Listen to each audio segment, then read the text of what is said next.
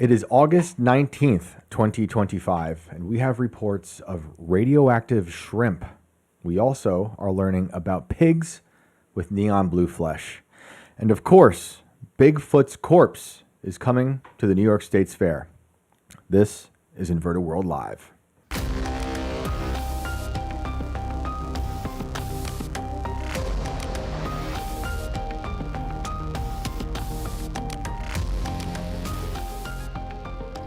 What is up, everybody? Welcome back to Inverted World Live. I am your host, Shane Cashman. We are so glad you're here.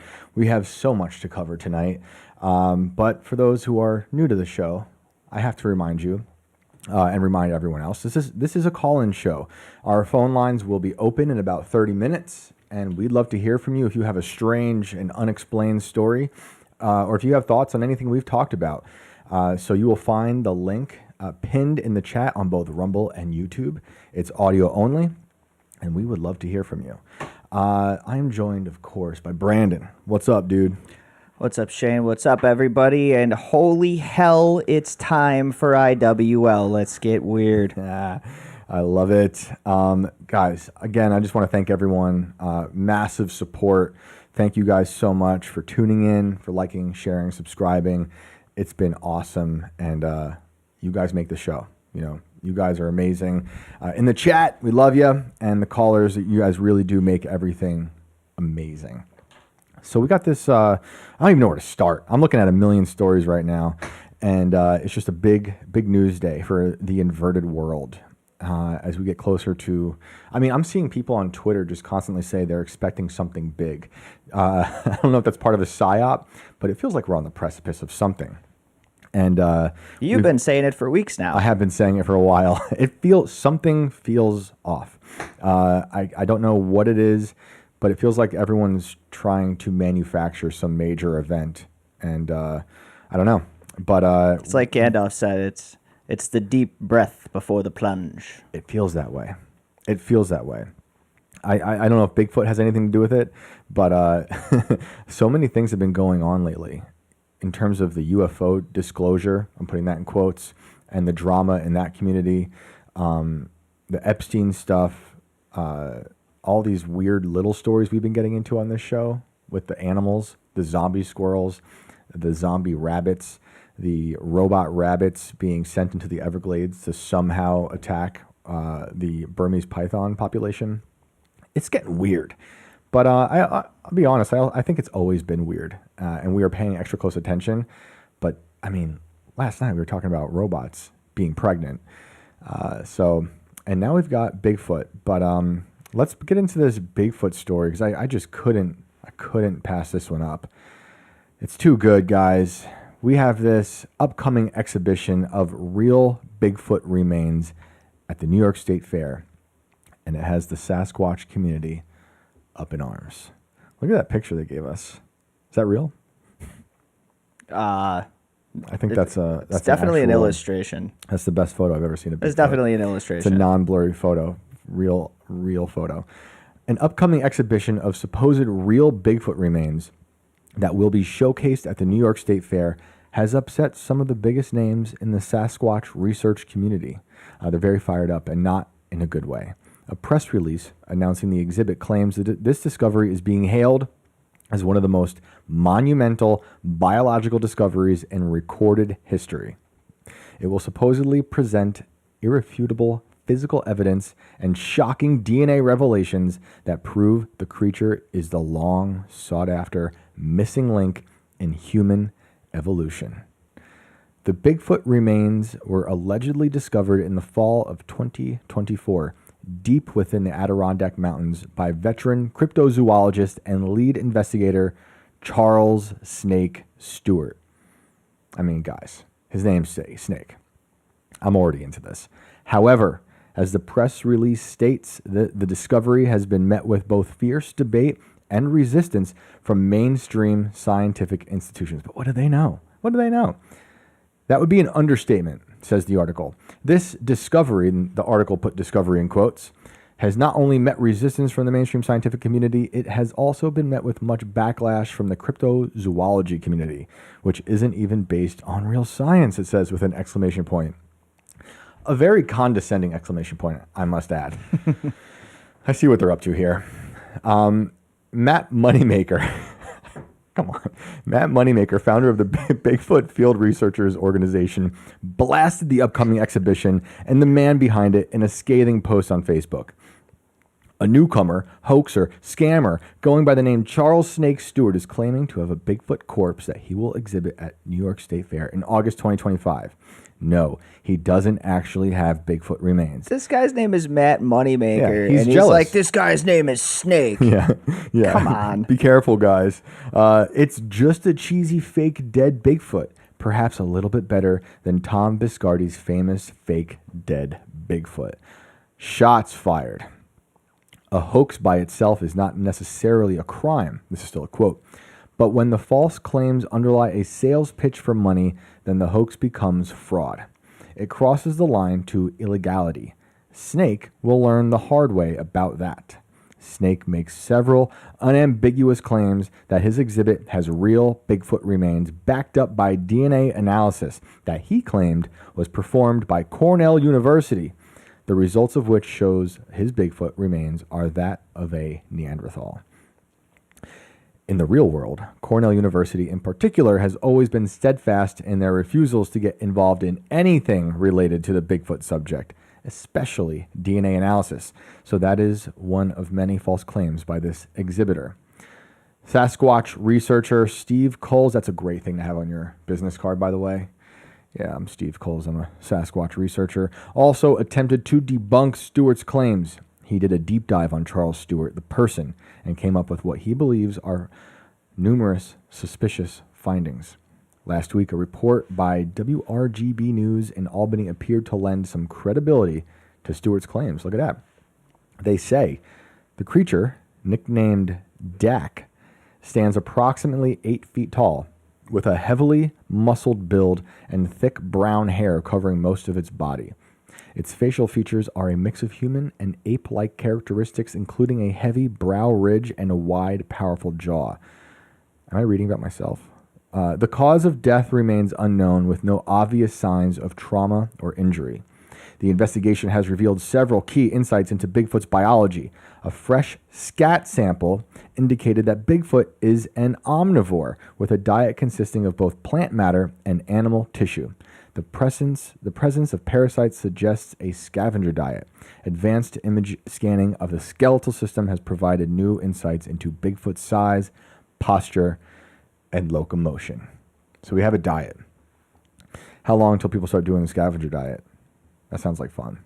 The display will be open to public from August 20th to September 1st. That's tomorrow, people. If anyone out there in New York, I wish I were there right now. If any of you guys are out there in New York and can go and see what's going on, please give us a call. Tickets to the exhibition will cost $7.18 or $9.31. Oh, between those very specific prices. If you pay the fee for this fake exhibit based on his fraudulent claims, then you have a great case against him for fraud. Okay, it says that's from Moneymaker. He won't just owe you what you paid for the ticket. No, a judge will likely attach further penalties for his fraud scheme. That sounds like a scam by a guy whose last name is Moneymaker. Like, this guy sucks, he's a dick, but go buy his tickets because then he's going to owe you money eventually, right? Like, what are you talking about, dude? How many rug pulls has Moneymaker pulled? Whether that or anything else related to this Bigfoot exhibition is true remains to be seen. So, I would pay that money to go see it, even if it's fake. Honestly, this sounds like great fun. I'm already into this. I love things like this, despite my skepticism. It's just such a great exhibit. Someone claiming they have Bigfoot's remains at a state fair. I love it, and I commend this person. So now that we have heard this story in this official capacity and all of these different interpretations of Snake, the Bigfoot hunter, can you pull up the video? And we're going to go through it. It's a little long, but now I want you guys out there to let us know what you think of Snake the Bigfoot hunter. We'll probably pause here and there and skip around, but there's some good stuff in here. I'm already upset just looking at him. I am so into this. I'm already upset. Good. You already, Brandon already wants his money back. All right, he hasn't even spent it yet. Let's go. do it. So he's being interviewed by like a local news station. Are we running this from the top? Run it from the top, baby. All right. My name is Snake the Bigfoot Hunter Stewart, and I am a Bigfoot hunter, and I've been hunting Bigfoot for the past 12 years. And I look fabulous. That's pretty impressive. So how did you get into this, Snake? Well, it's kind of escape from home life, really, and turned into a definitive passion. And I got caught up in TV shows and the mystery and mythologies about Bigfoot and developed my own way of hunting the Sasquatch. So that's how I wound up finding Bigfoot. Can we pause this last already? Yes, I'm sorry. we can. We've just started. But I need a just, second anyway. I can't handle this shit. he's implemented his own personal way to find the Bigfoot. And for those who are just listening, I know we have some people out there who just listen on Spotify and Apple. He looks like Fred Flintstone and Hulk Hogan. And he's in a room with like the Gatorade. What do you call those things? They spill on the coach at a football game, and there's an alligator behind him. What's in its mouth? Can you tell? It's like if Joe Dirt like put his hair in a bun, and then got like a yellow belt in Taekwondo, and then found a pair of somebody else's really bad sunglasses. I love it. All right, let's go. Let's listen to some more. He also looks like he's on drugs, but I digress. No, this guy's stone sober. October in Adirondack Park. It was a slow process of slowly embedding myself deeper and deeper into His glasses Bigfoot just fell over his territory. eyes for those listening. All right. So can you tell us a little bit about that process? Obviously, we don't want to steal your secrets, but just talk to us a little bit about Shout out how to you this did reporter. come up with that new way. Taking this so Okay, seriously. so a lot of Bigfoot people will tell you that you should go out there and you should howl like Bigfoot's howl, or you should bang on branches, or you should put up pheromone scents to try to attract Bigfoots looking for a mate. That's all BS, okay? If you're trying to find a naturally elusive beast, do you think it will come to someone banging on logs and screaming like a wild animal? Not the case. So I embedded myself into Bigfoot country and slowly over time ingratiated myself with the environment. And I did it caveman camping. So no fire, sleeping under the stars. And that is how I got deeper and deeper and deeper until I found this specimen, which blows my mind. I'm about 3 weeks deep into this hunt last October, and I smell something real pungent, okay? This thing was coming at me not like just a decaying animal. It was also coming at me with a putrid kind of funky odor. And I was like, oh yeah, brother. So I follow my nose, and I'm going deeper and deeper and deeper and deeper until boom, right there in front of me, an 8 foot long Bigfoot specimen sitting in a poison ivy patch, okay? And my mind is blown, okay? Yeah, absolutely. It's one of those moments where you go, Can you pause again? who can I call? I think she's in love with him. I don't know if you see this chemistry. I think he's in love with himself. Is this chemistry translating to the audience? Do you guys see this budding romance? And for those who are just now joining us, we are listening to Snake the Bigfoot Hunter, who claims to have found an 8 foot tall specimen of Bigfoot, a corpse in the Adirondack Mountains, and will be displaying it tomorrow at the New York State Fair. And for those who have missed the beginning, he has implemented his own way to ingratiate, his word, into Bigfoot country by sleeping out there like a caveman. No fires, no tents, just sleeping under the stars. He's also found an alligator head, a Gatorade cooler, and stole somebody's 4th of July decoration off of their front porch. Incredible. Let's So hear some more. he's off to a good start at finding I'd say things. so. All right. Shall we continue? Please. Because no one's going to believe you. Yeah. And then who could you trust is what came into my mind next. My initial thought was, Can you trust a guy named Snake? Yeah, this is Dog the Bounty Hunter, but for Bigfoot. Do you guys? I trust a dog. Do you guys think you could trust a guy named Snake? Yeah. Contact- Wait, real quick, I just want to pause and say, you guys are saying some stuff in the chat. Wired Kamikaze said he is the Tiger King of Bigfoot. That's amazing. Yeah, and someone who knows said he looks like a Temu knockoff of Tiger King. PJH, is he part of the Fourth Reich? Honestly, good question. All right, let's get back to a little more from Snake. It gets better, guys. Maybe a park ranger or police, and then the back of my mind said, you can't do that, Snake. You gotta carry this burden for yourself. And the only way that I'm gonna be able to show this Bigfoot body is by getting it out and bringing it directly to the people. Snake can only do this if Snake does it Snake's way. That's literally the plan. And when you all of a sudden have an 8-foot long Bigfoot body that you have to transport out of the forest, it's like a huge undertaking. This is one of my favorite and then parts. there's documenting and body parts, and this is decomposing quite rapidly. So it was a huge undertaking. Do you know what's really cool? All right. Oh, it was a perfect time for an ad to come in. Well, he took the corpse out. I wish he filmed it. Like, I would love to see how he removed the Bigfoot corpse from the woods. You guys are saying it was a can't trust. massive undertaking. It is a massive undertaking. Imagine this rotting 8-foot Bigfoot corpse and you're all alone. Like, who do you call? No, and like what he said. You'd think he took a wheelbarrow with him, Shane. I mean, we're Maybe. talking, he had to throw this thing on his back from the way that he's describing this and hump it out, God knows how many kilos, up the mountain or down whatever the hell he was in the And it Adirondacks. smells. And he says it was putrid. It was so putrid. I see Chili Peen says, so no pictures. He says he's got everything to prove his story, and it'll be on display tomorrow at the New York State Fair. Yep, Renee, this was a massive undertaking. Let's go back to Snake, because, guys, I love it. This is amazing. I need to take a deep You breath. do call the Ghostbusters. That's true, Andrew. Touched on a couple key things that I want to talk about. So you were worried about, who could you trust, and your mind was blown. You could barely believe it.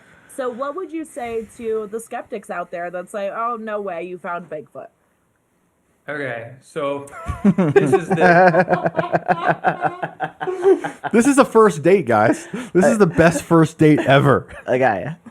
Okay. So. Oh, man. this is a major problem that I've had, is that other Bigfoot believers are natural conspiracy theorists, okay? So there's a huge portion of Bigfoot believers who say Bigfoot is an alien. Bigfoot is a interdimensional being who visits us like Slender Man, or Bigfoot Fair. is part angel glasses coming again. down from above to mate with a mammal to ingratiate itself with us. Okay. There's a lot of people who are pissed off, who are angry at me, Snake Stewart, because I found Bigfoot, and what I've found out through DNA testing is that my specimen is actually part Neanderthal, so it has a lot in common with human beings. It is not an alien. It is not a Nephilim. It is not all of these How did he outrageous rule things out that these other Nephilim? people are talking about. So there's a lot of people angry at me, and I don't care, because what we finally got is took 'em off. definitive proof, and we're being 100% transparent. They with fell it. for the We're bringing fourth it straight time.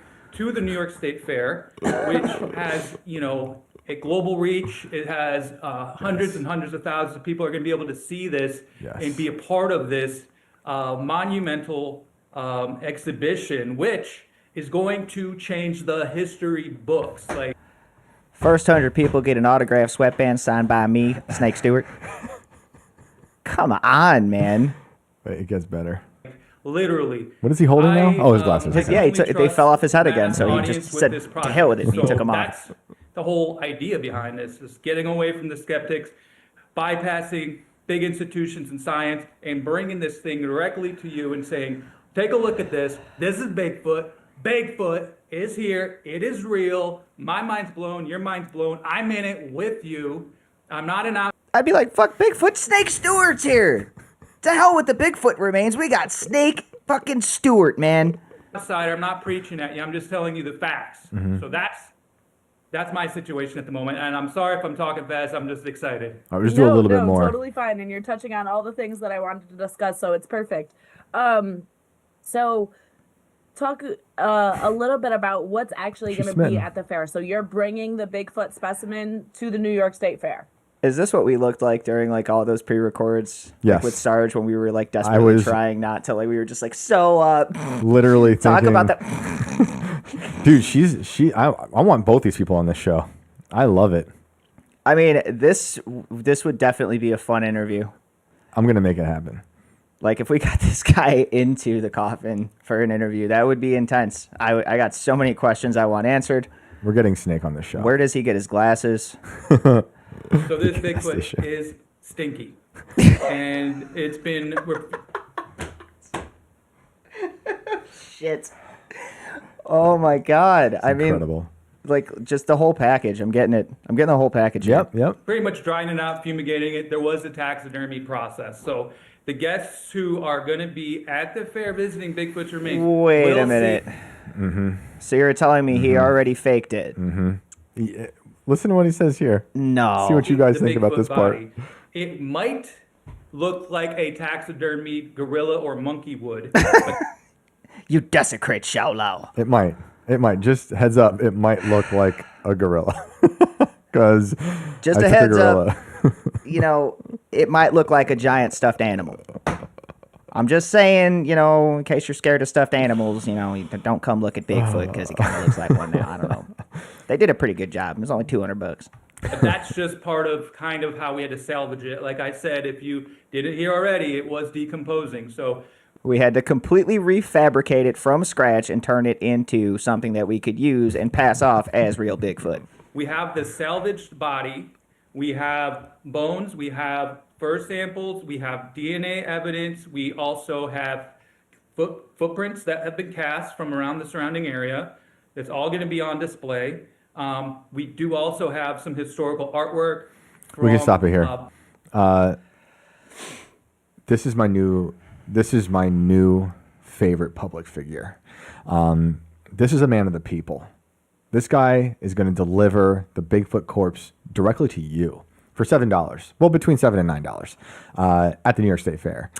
You are required by Moneymaker to pay this fee because he will allegedly owe it back to you twofold sometime in the future. Don't listen to Moneymaker. He is just jealous. This guy, Snake, this is one of the last vestiges of the American dream. This guy is living life. I am going to put aside all of my skepticism that I've ever talked about, and I'm throwing everything into this. This is my crypto. I want this guy to succeed. I want him to have a Netflix show. I want this Bigfoot to be exonerated, vindicated, all of it, all the catids. I want him to have a Pit Viper sponsorship.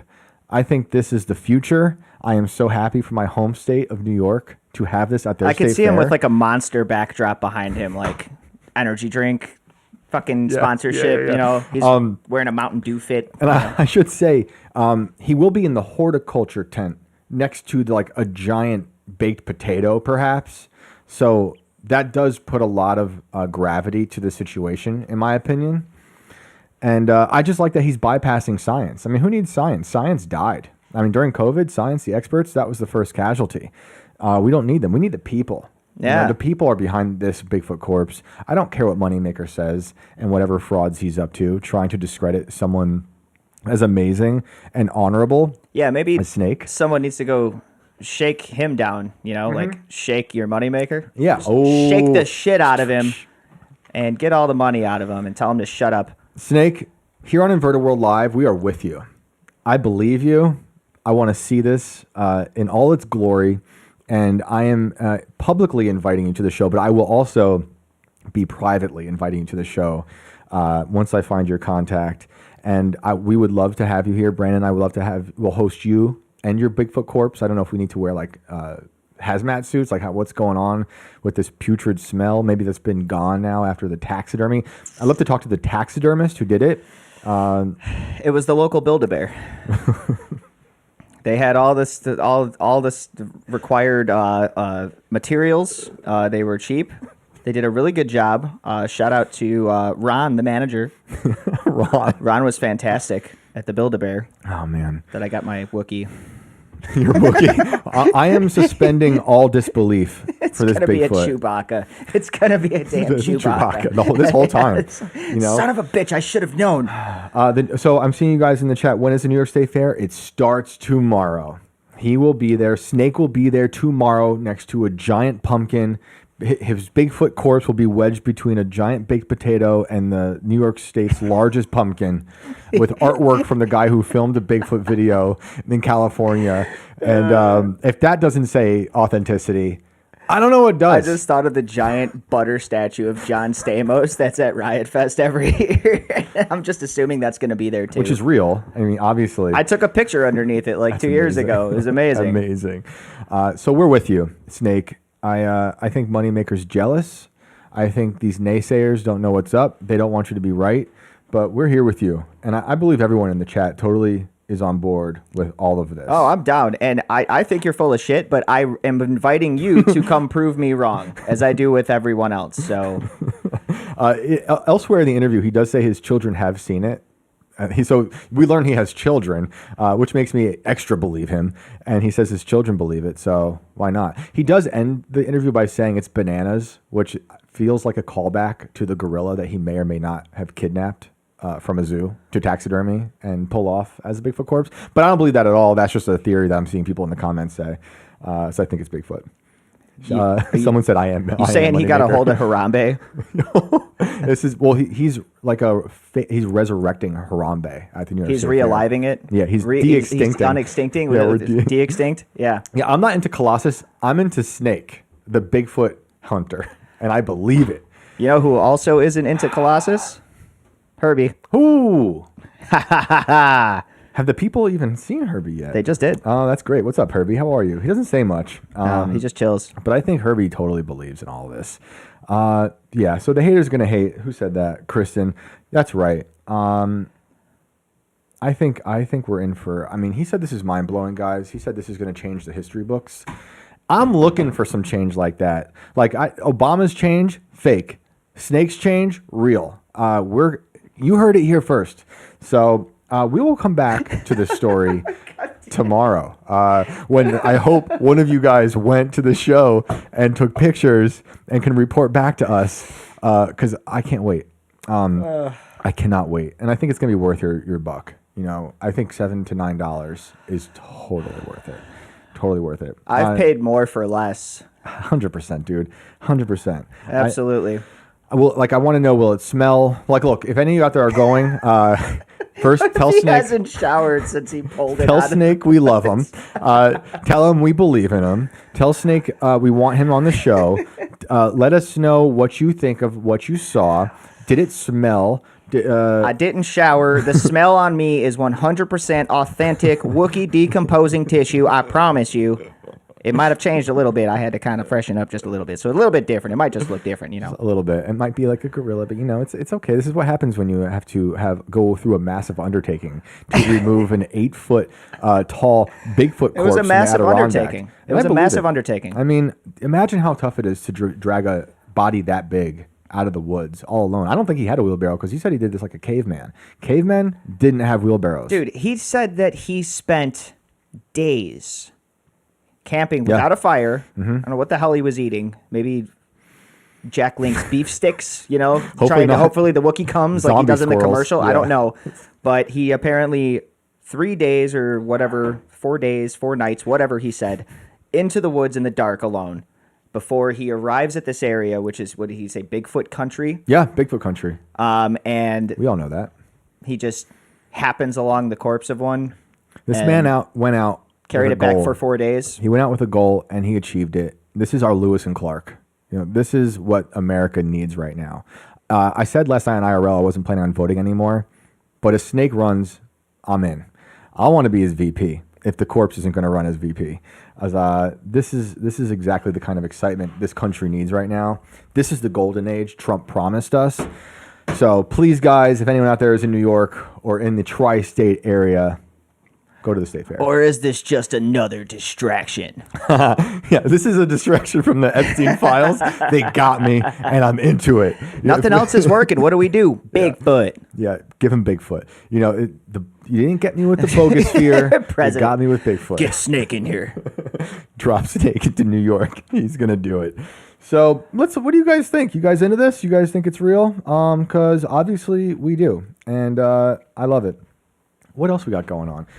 Should we do a quick? No, maybe we go to callers and then we'll go back to some other fun news. Because I feel like we didn't get many callers last night. We spent a lot of time doing more therapy for me. We did some bullshitting last night. It was good though. It was great. Yes, it was very fun. Yeah, no, we can do whatever you want to do. Someone said Snake Cashman 26. Is that 26? Oh man, I better get working. Yeah, I'm gonna hit up Snake.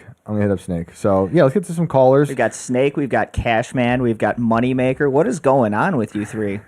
This is the future, dude. Is this the Trinity? This is the new Trinity. This is the first time I've had real hope in a long time, and it came in the form of three-person God. Hunter. I'm stoked. I think Snake. This is a big day for Snake tomorrow. We're on the eve of a major shakeup in the Sasquatch community. Moneymaker is going to eat it, and I'm stoked. So yeah, let's hit some callers. All right, let's get Woody Buck on the show. This person sounds like a Bigfoot hunter already. That's why I'm going with the name. Holy moly! Don't know if it was planned. We're going to find out. Vinny too said Snake going down as legend on Inverted World. Yeah. Oh, we got join lag on this.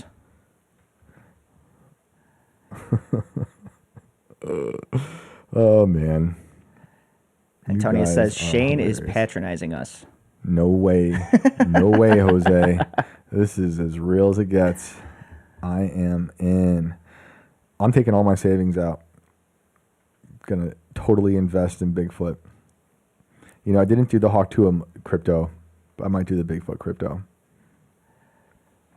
Oh, he just duplicated. Oh, geez, I love what when is this up happens. with that? Clone.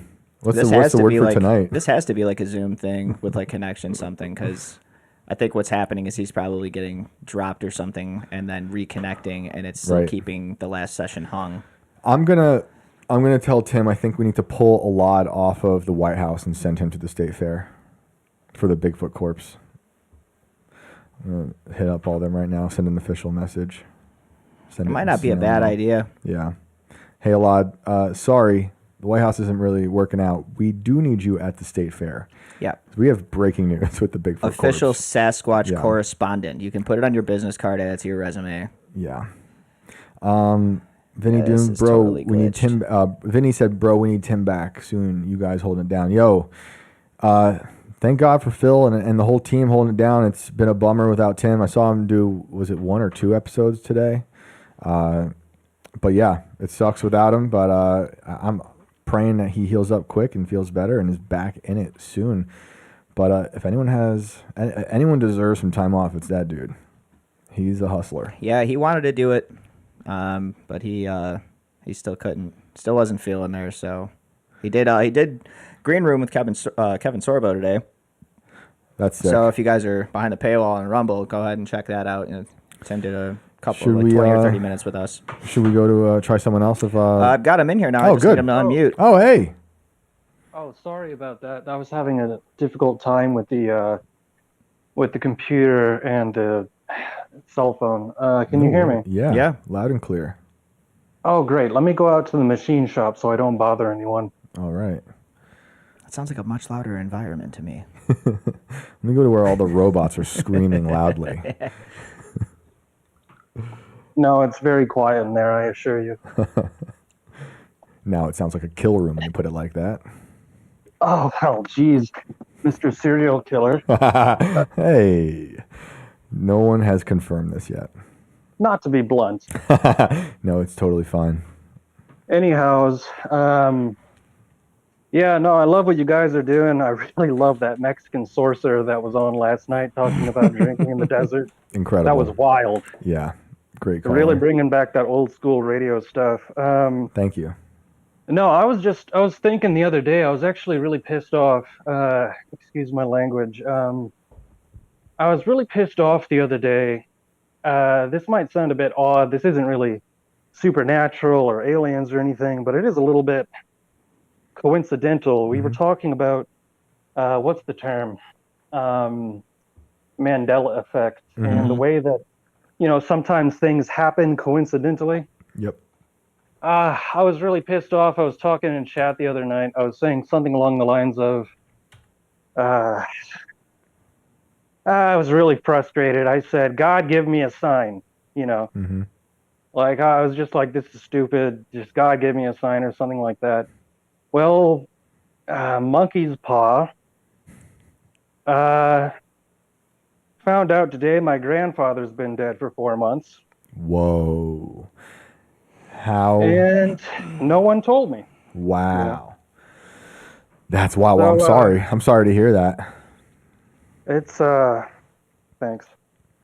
Was it held from you on purpose, or did everyone just find out? If you don't mind me asking. No, I don't mind you asking. I brought it up, so I invited it upon myself. I'm kind of a jerk, and I don't think the rest of my family told me because they didn't want to interact with me, but it's just a weird thing how some days you say, God, give me a sign, and you're almost joking, and then the next day you just get hit with a bombshell. Mm-hmm. Yeah, so, it's a bit humbling. Yeah, it was a bit of a wake-up call. So, I was super excited to call in and, say something along the lines of like, if the moon is a hologram, then how do tides work, and boy. Well, there's a machine. There's a machine that does that. There's a very large wave-making machine. I know. Yeah. I'm a marine engineer. I designed it myself. It's called the Great Pacific Garbage Patch. It's just really a huge plunger that's making waves. Yeah, there's just a big hole in the middle of the ocean. Nobody actually. Yeah, it's draining. Yeah, actually, yes. You're right. But so you were gonna call in and give us the business, but yeah, I was. I really was planning on calling you still can. Today, you still can. It would just feel bad now because I was gonna break it down from if the moon doesn't exist, there's no mass in the tides, and if you drop a rock, it'll hit the ground anyway. But no, it was a rough day, man, and I just feel like a jerk. So don't feel like a jerk. I mean, we're all jerks. We all have our jerk moments, and I would like to think that maybe this could be good for you guys to maybe find some common ground if it's been a rough few months with the family. Well, dude, I'm not gonna lie to you. I had the exact same thing happen to me, but with a different member of my family, and it was 2 years before I found out. Wow. That's a long time. It really pissed me, and it was actually 2 members of my family, not one, that had died just months apart. My grandfather and my brother, and that was basically a side of the family that we had lost touch with for a long time. And we never ended up. The whole goal over a course of years was, let's find your grandfather, let's find your grandfather, let's find your brother, because they were always around each other. And by the time we had actually gotten a hold of them or found somebody that knew what was up with them, it had been 2 years since they had both passed on.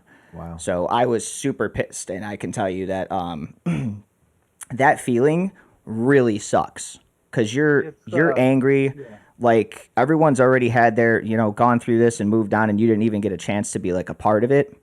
And it really, really sucks for a while.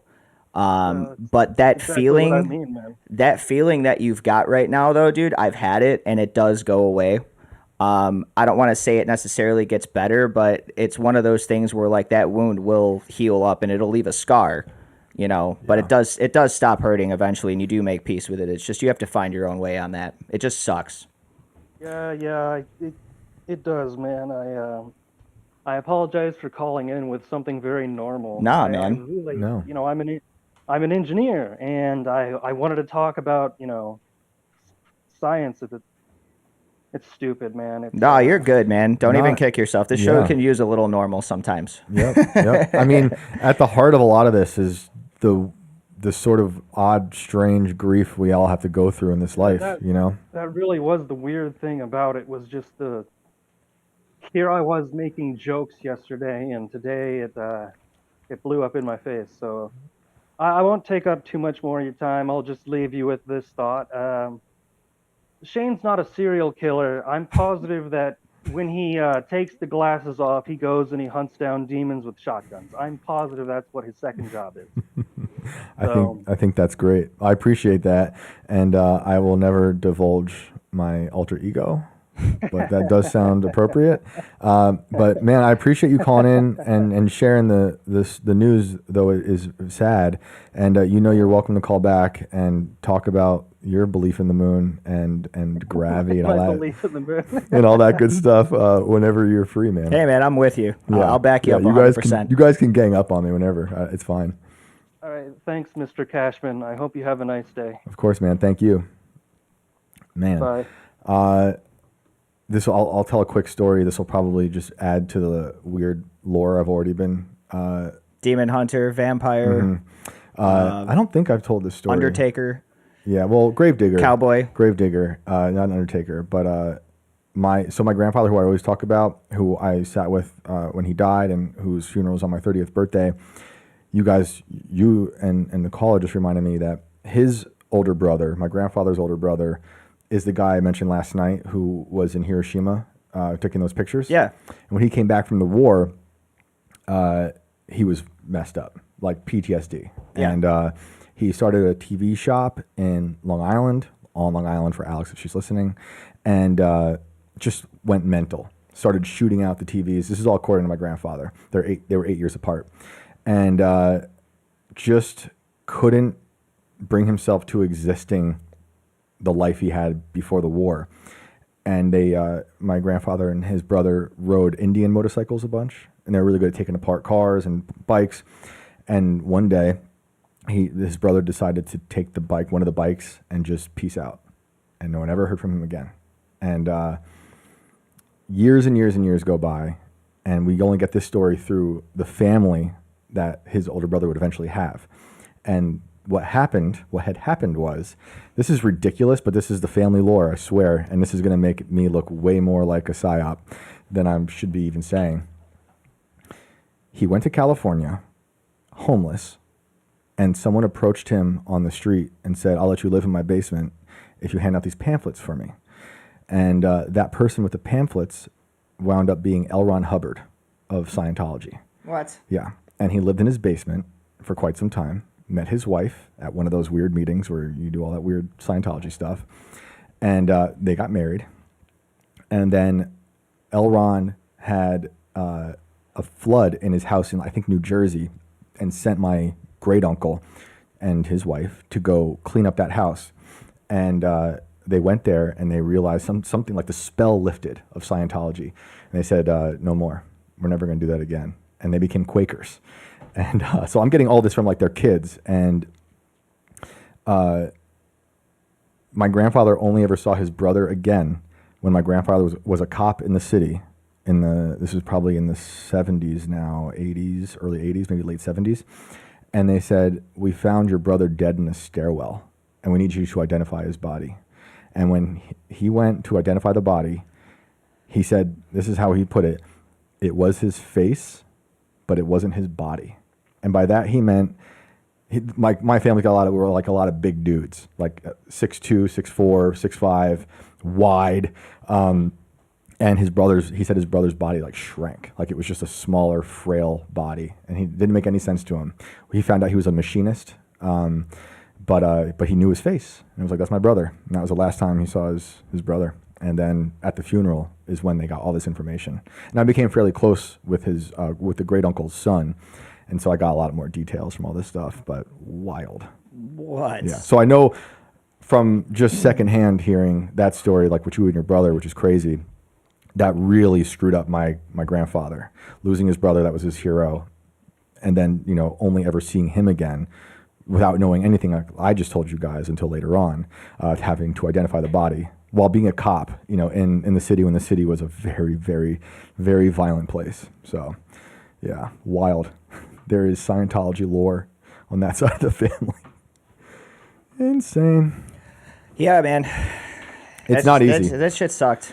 It's not easy, dude. It sucked. I mean, that really rocked his world, and I don't think that's happened to me, not yet. But I know, there's been so many rifts. I have a big family. The Irish side is huge, and there's been so much drama that happens, and sometimes people just get like exiled for whatever reason. Yeah, no, or just ignored. Shit just divides. Yep. It's almost it's like that plate tectonics thing that I talk to you about sometimes. Yep. Those plates just divide. Yep. And it's usually because of like an earthquake, or it causes an earthquake, which is just a fight. Nothing you can do. And people just stop. Yep.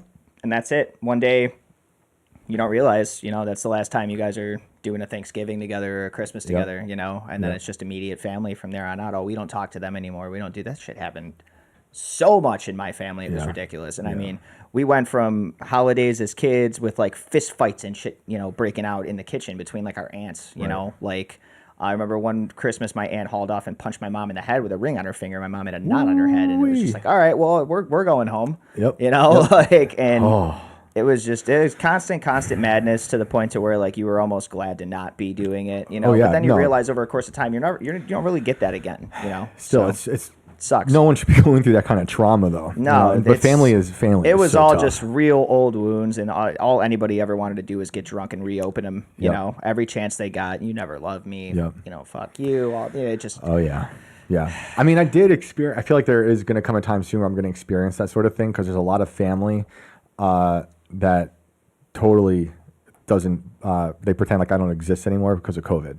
How I was during COVID, and my grandma lived with us. And people will do that now based off of who you voted for in the last election. It's like, are you kidding me? I had a family member come to my house to talk to my grandma, who was dying of leukemia, who didn't care how I was politically, and she didn't care about COVID at all, despite dying of leukemia. And I walked in on this family member whispering to her that I'm an insurrectionist. I wasn't at January 6th, but because I was not condemning it, my grandma was living with an insurrectionist. I was like, damn, that's great. Like just whispering, in her part of the house. Couldn't believe it. So when they die, I probably won't know about it for a while. So on to the next caller. I just keep getting flashes of Snake in my head, and those sunglasses just like snapping into a Slim Jim. Snapping into a Slim Jim. I can't help it, man. He just keeps coming back. Yep. All right. Yep. Let's go to Sherry. I don't know if we've ever talked to Sherry. This might be a new person. Hello, you're on the show. I'm sorry. Am I? You are. Oh, okay. Sorry, not sorry. You are on the show. What's up? All of a sudden it switched. I went and moved, and then here I was. Hi. Yeah, I kind of just stole you from the other dimension to bring you into ours for a little bit. So. Yep. We have a portal, and now you're here. Very cool. What's going on?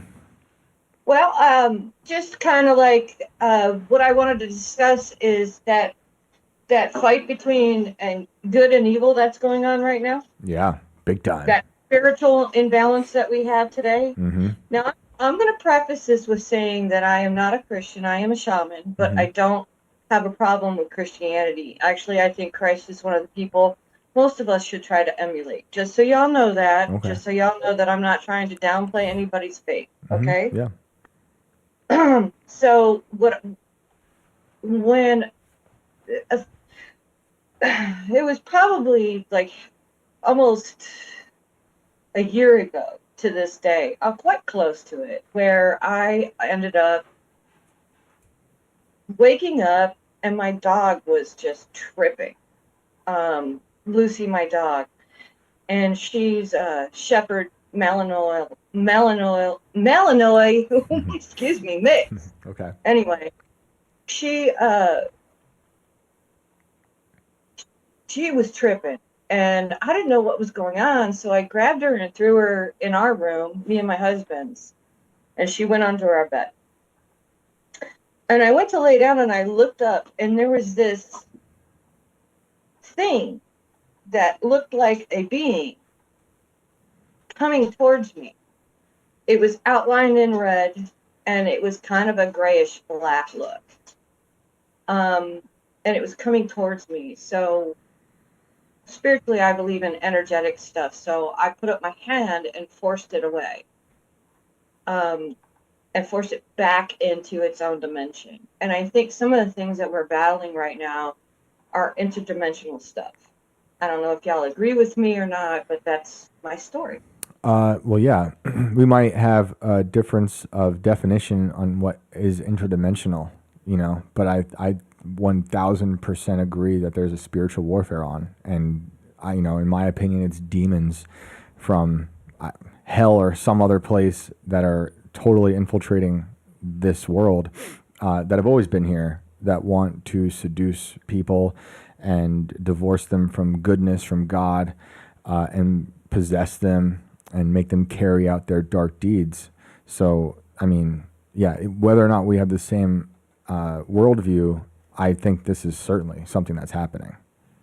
Well, I think this is kind of where me personally, I think that people could be more Christ-like in their behavior, whereas you can battle that with a lot of prayer, meditation, things like that. And I believe that Christ did all of that. So if you're a Christian, I believe that that's possible for you. I personally believe I do that on my own spiritual level, but that's a battle that people that really believe in the goodness of the universe and believe in the good and the things that are going, the morality that we're supposed to maintain in our lifetime, we could all seriously band together without any hate between us for what our choices are in religion, And that's my personal opinion on that. Because I don't think it's really necessary. I think that hate just spreads more deception, deceit, and it really separates us more when this is a time for more unity, in my perspective. Well, no one should be hating anybody. As a Christian, I do want people to be saved, but I don't go out just hating people, although sometimes it's quite hard not to, because there's certain people, in terms of evil, demonic pedophiles, that I just see red. I thought you were going to say traffic. I was like, yeah, totally. there is also traffic. I've actually trained my kids to believe that traffic can be a good thing. It's a time to reflect. If you believe in that kind of thing. Yeah, traffic's the only thing that's real, dude. But I think you are correct in terms of people should be trying to be moral, and being Christ-like, though impossible, is definitely a good goal to have in terms of we got to try to live a good, healthy, moral life. But when going back in your story just a bit, when you talk about interdimensional, what is your outlook? What is your definition of that? What is the other dimension in your point of view? I think there's a demonic, and I think that that's a spiritual thing that comes from a lot of different. You can look at a lot of different spiritualities, and they all believe that there's a demonic force in this world that's destructive, that's chaotic, and that doesn't bring people together with love and acceptance, that actually separates them and makes them less. And you can, I understand you want to save people, but in my belief system, I'm already saved. So some people have to accept that about others in order for us to all get along and really go towards the end goal, which means morally. And yes, pedophiles, I have a real problem with them myself, sir. So I really get where you're coming with that. Yeah. I don't think you can love that. I just don't. No. I think you have to fight it. No, I hate what God hates, and that is one of the most awful, evil things out there. But I love people, and I want people to just have the best. Despite how dark the world is, I don't think the darkness is unique to our day and age. It's an ancient darkness that's been here, like since the dawn of time. But I'm with you on the interdimensional part. I'm sorry? I think that's been the battle. I said when I talk about interdimensional, I think that's been the battle. I think that there's a good that's in all people, and a part of people that can inherently be ugly, and it just necessarily means what side you pick to be the bigger party. Do you want to be? And I'm not telling you I wouldn't. Me personally, I'm an asshole. I'm gonna shoot a guy. If I see a guy raping a child, he's dead. Okay. I don't think that makes you an asshole, though. Yeah. Well, I think that's a lot of people's natural reaction to that situation. Like, that's what we should be protecting, is that innocence in this world, and they're destroying that. It's fucking well, that's why I think that people are also inherently good, but definitely also inherently evil. I think that like that selfishness and that just that evil that is described is like a natural thing for those people, and but it's also the flip side of that coin, where it's also natural for some people to just know that that's fucking wrong. Yeah, hopefully. Okay, I'm glad you swore, so now I don't feel so bad. When it comes to the evil and these demonic figures coming over, do you think they're all coming from one source, or do you see this as like a bunch of separate entities doing their own thing for their own goals? Well, I think that we as people, because we're energetic people, we're energetic beings with souls, right? So personally, I think that when people put out all that negativity, it feeds that source to create more. Mm-hmm. And like we feed our higher power to create a more goodness, you can also feed that negativity. Now, do I think that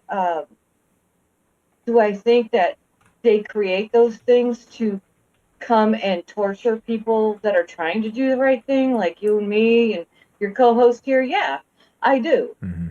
But I also think that the positive source, that God-like, because I believe in a God, you know what I mean? I believe in more of a creator type thing. I believe that the creator also tries to give us a more God-like being to help us navigate these things, and to help us combat these things. So I think all people have that ability to do that, whether you believe in Christ or whomever you believe in. That's a source of goodness. Do you see what I mean? What I'm saying here? Yeah, definitely. I understand what you're saying.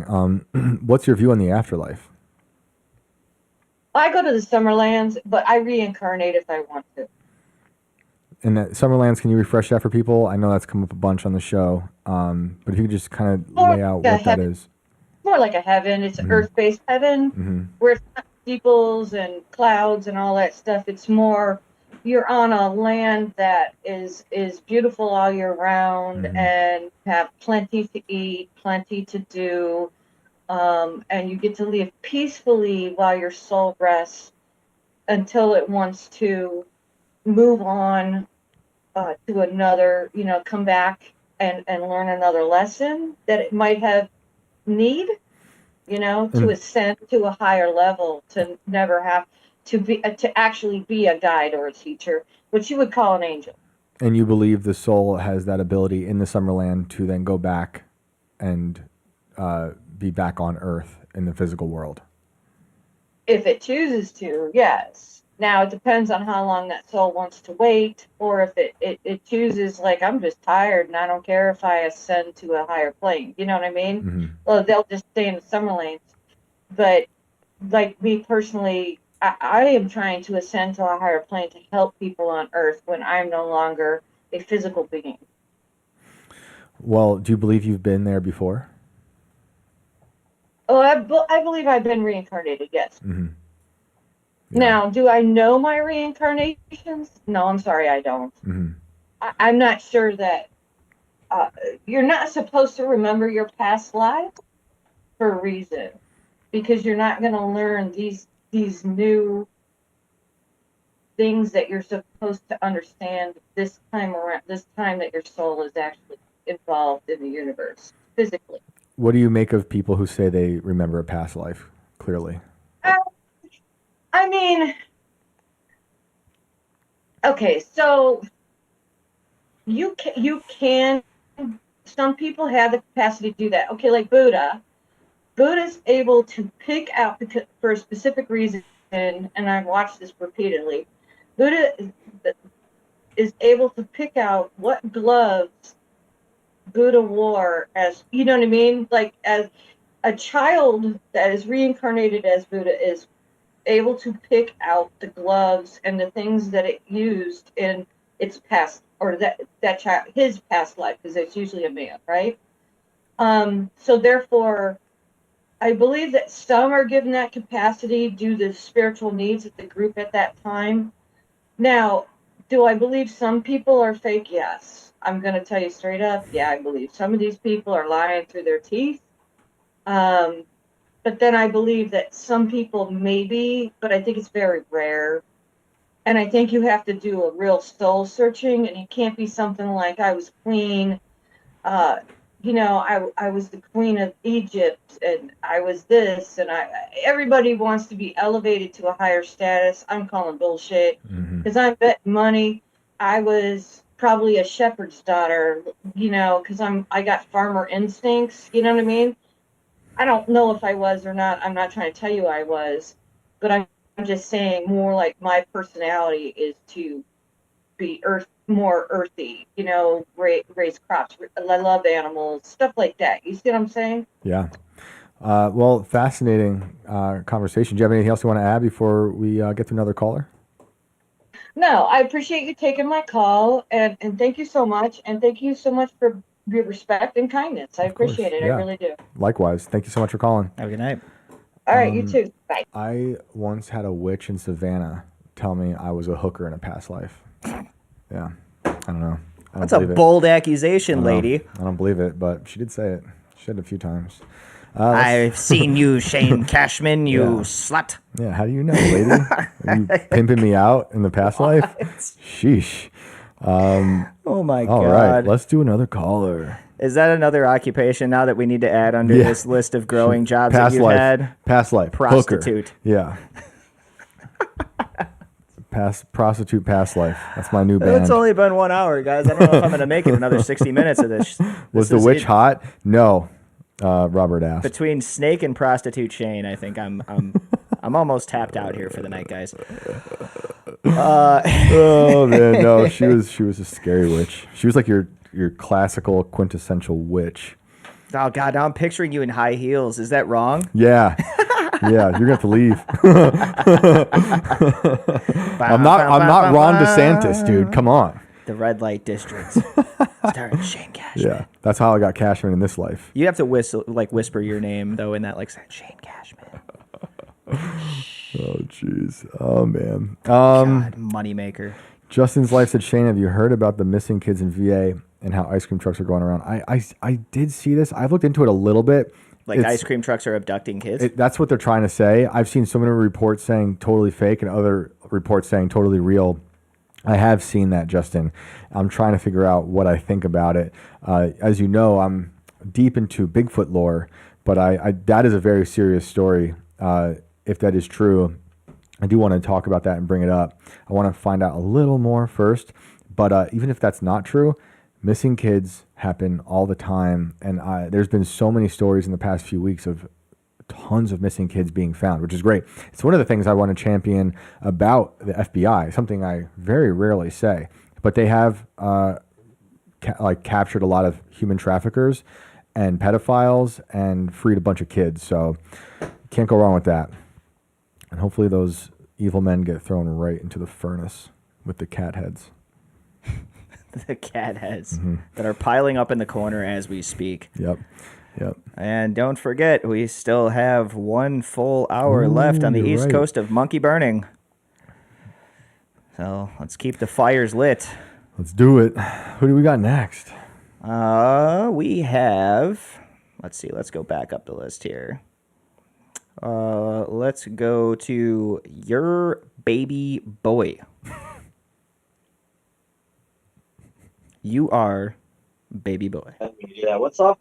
What's going on? What's up? Chilling. How are you? Hey, dude. I'm swell. Good. Just keeping it real. Well, that's holding good to hear. It down. Always good to hear that. What's going on tonight?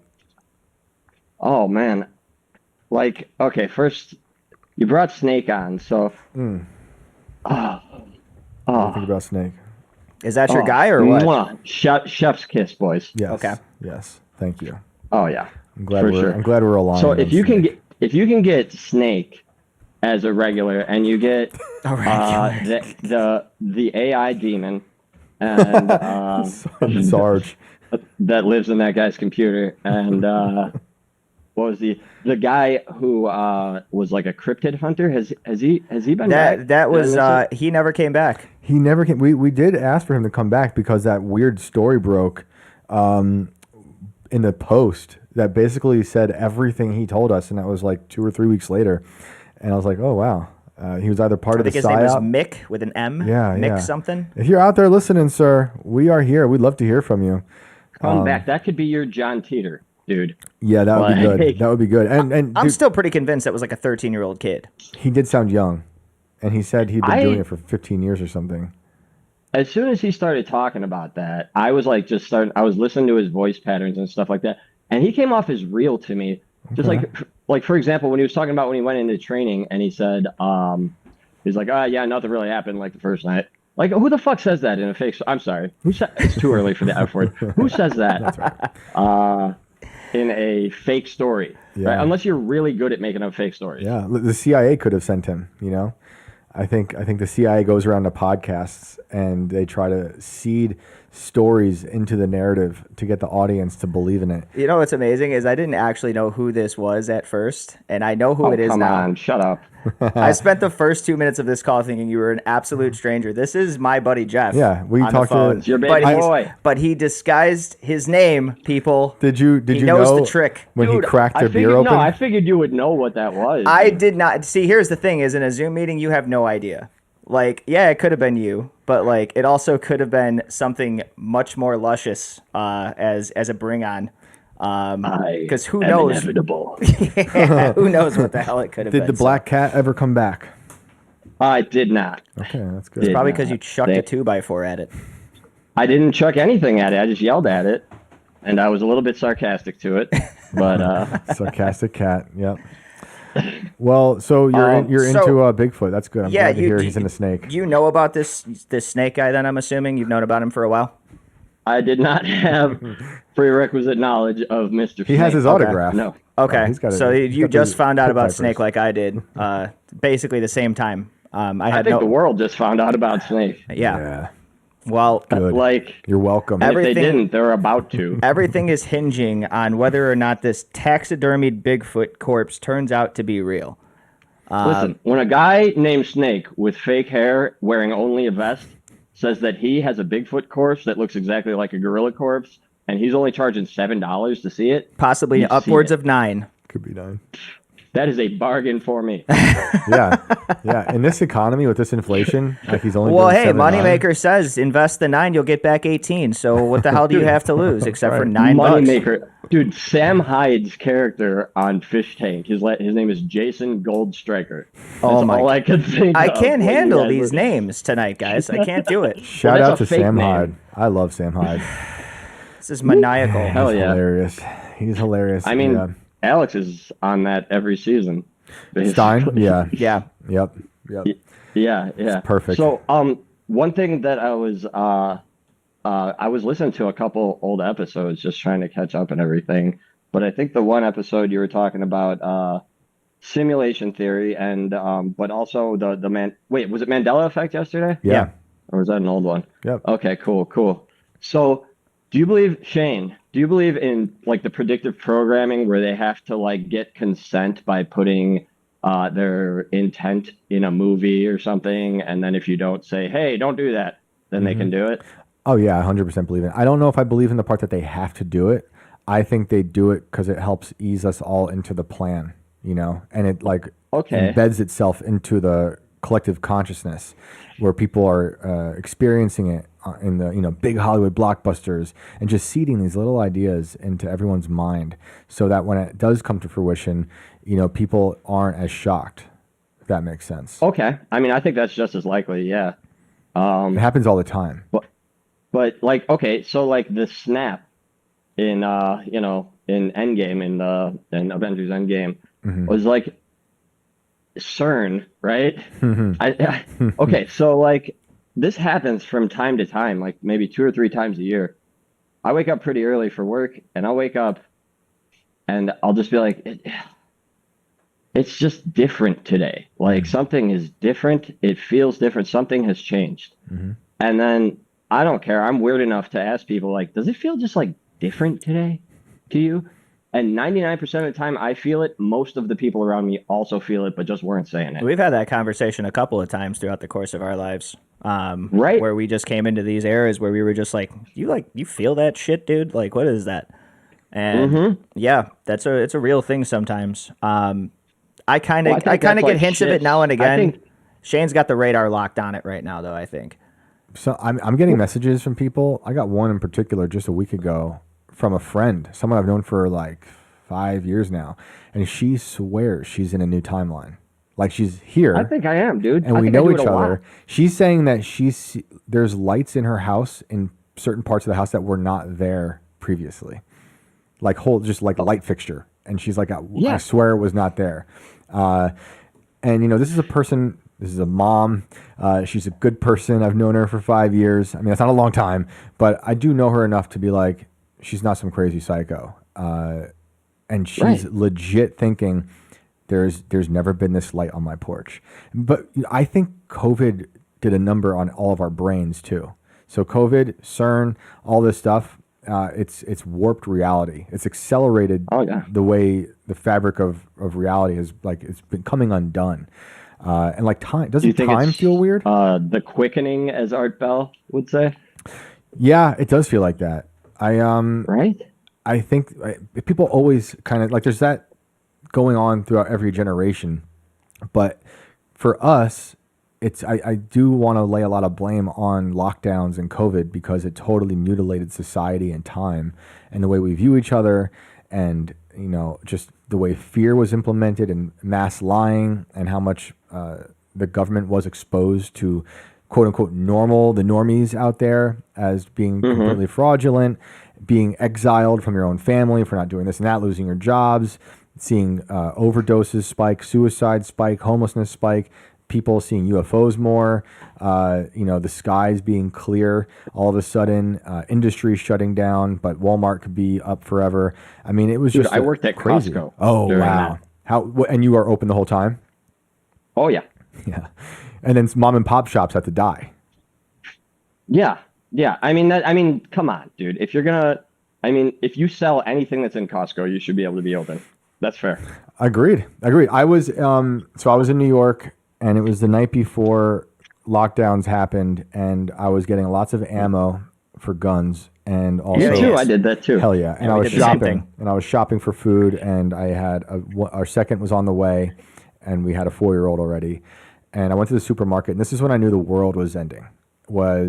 I'm at the supermarket that I'd always been to, but now there's just fear everywhere. You know, this is like you're watching the toilet paper flying off the shelves. People are literally fighting over it. There's a line out the door. Oh, I seen it. Oh, yeah, dude. We all seen it. It's out the door, and people are nervous. No one wants to be next to each other, but we're all crammed into this space. And there's just like that. Remember that feeling of this ominous anxiety and fear that was just pervasive. And as we're in that line in the supermarket, slowly rolling by all of us was one of those stupid supermarket robots with googly eyes on its way to clean some spill in like aisle 9. And I'm like, we're done.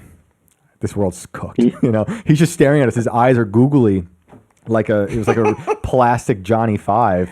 Like we used to put googly eyes on all kinds of shit when we were younger. Yeah, man. it's like 30% less threatening. Yeah, with googly eyes. Exactly. Except it does want to kill you. It wants to clean up the soda that spilled, the Sprite in aisle 9. But you can die laughing. Well, yeah, it's so much better than screaming. Man, and then like the gun shop. I went to this gun shop, and I was watching people buy guns for the first time in a neighborhood where they were, I would imagine, mostly anti-gun.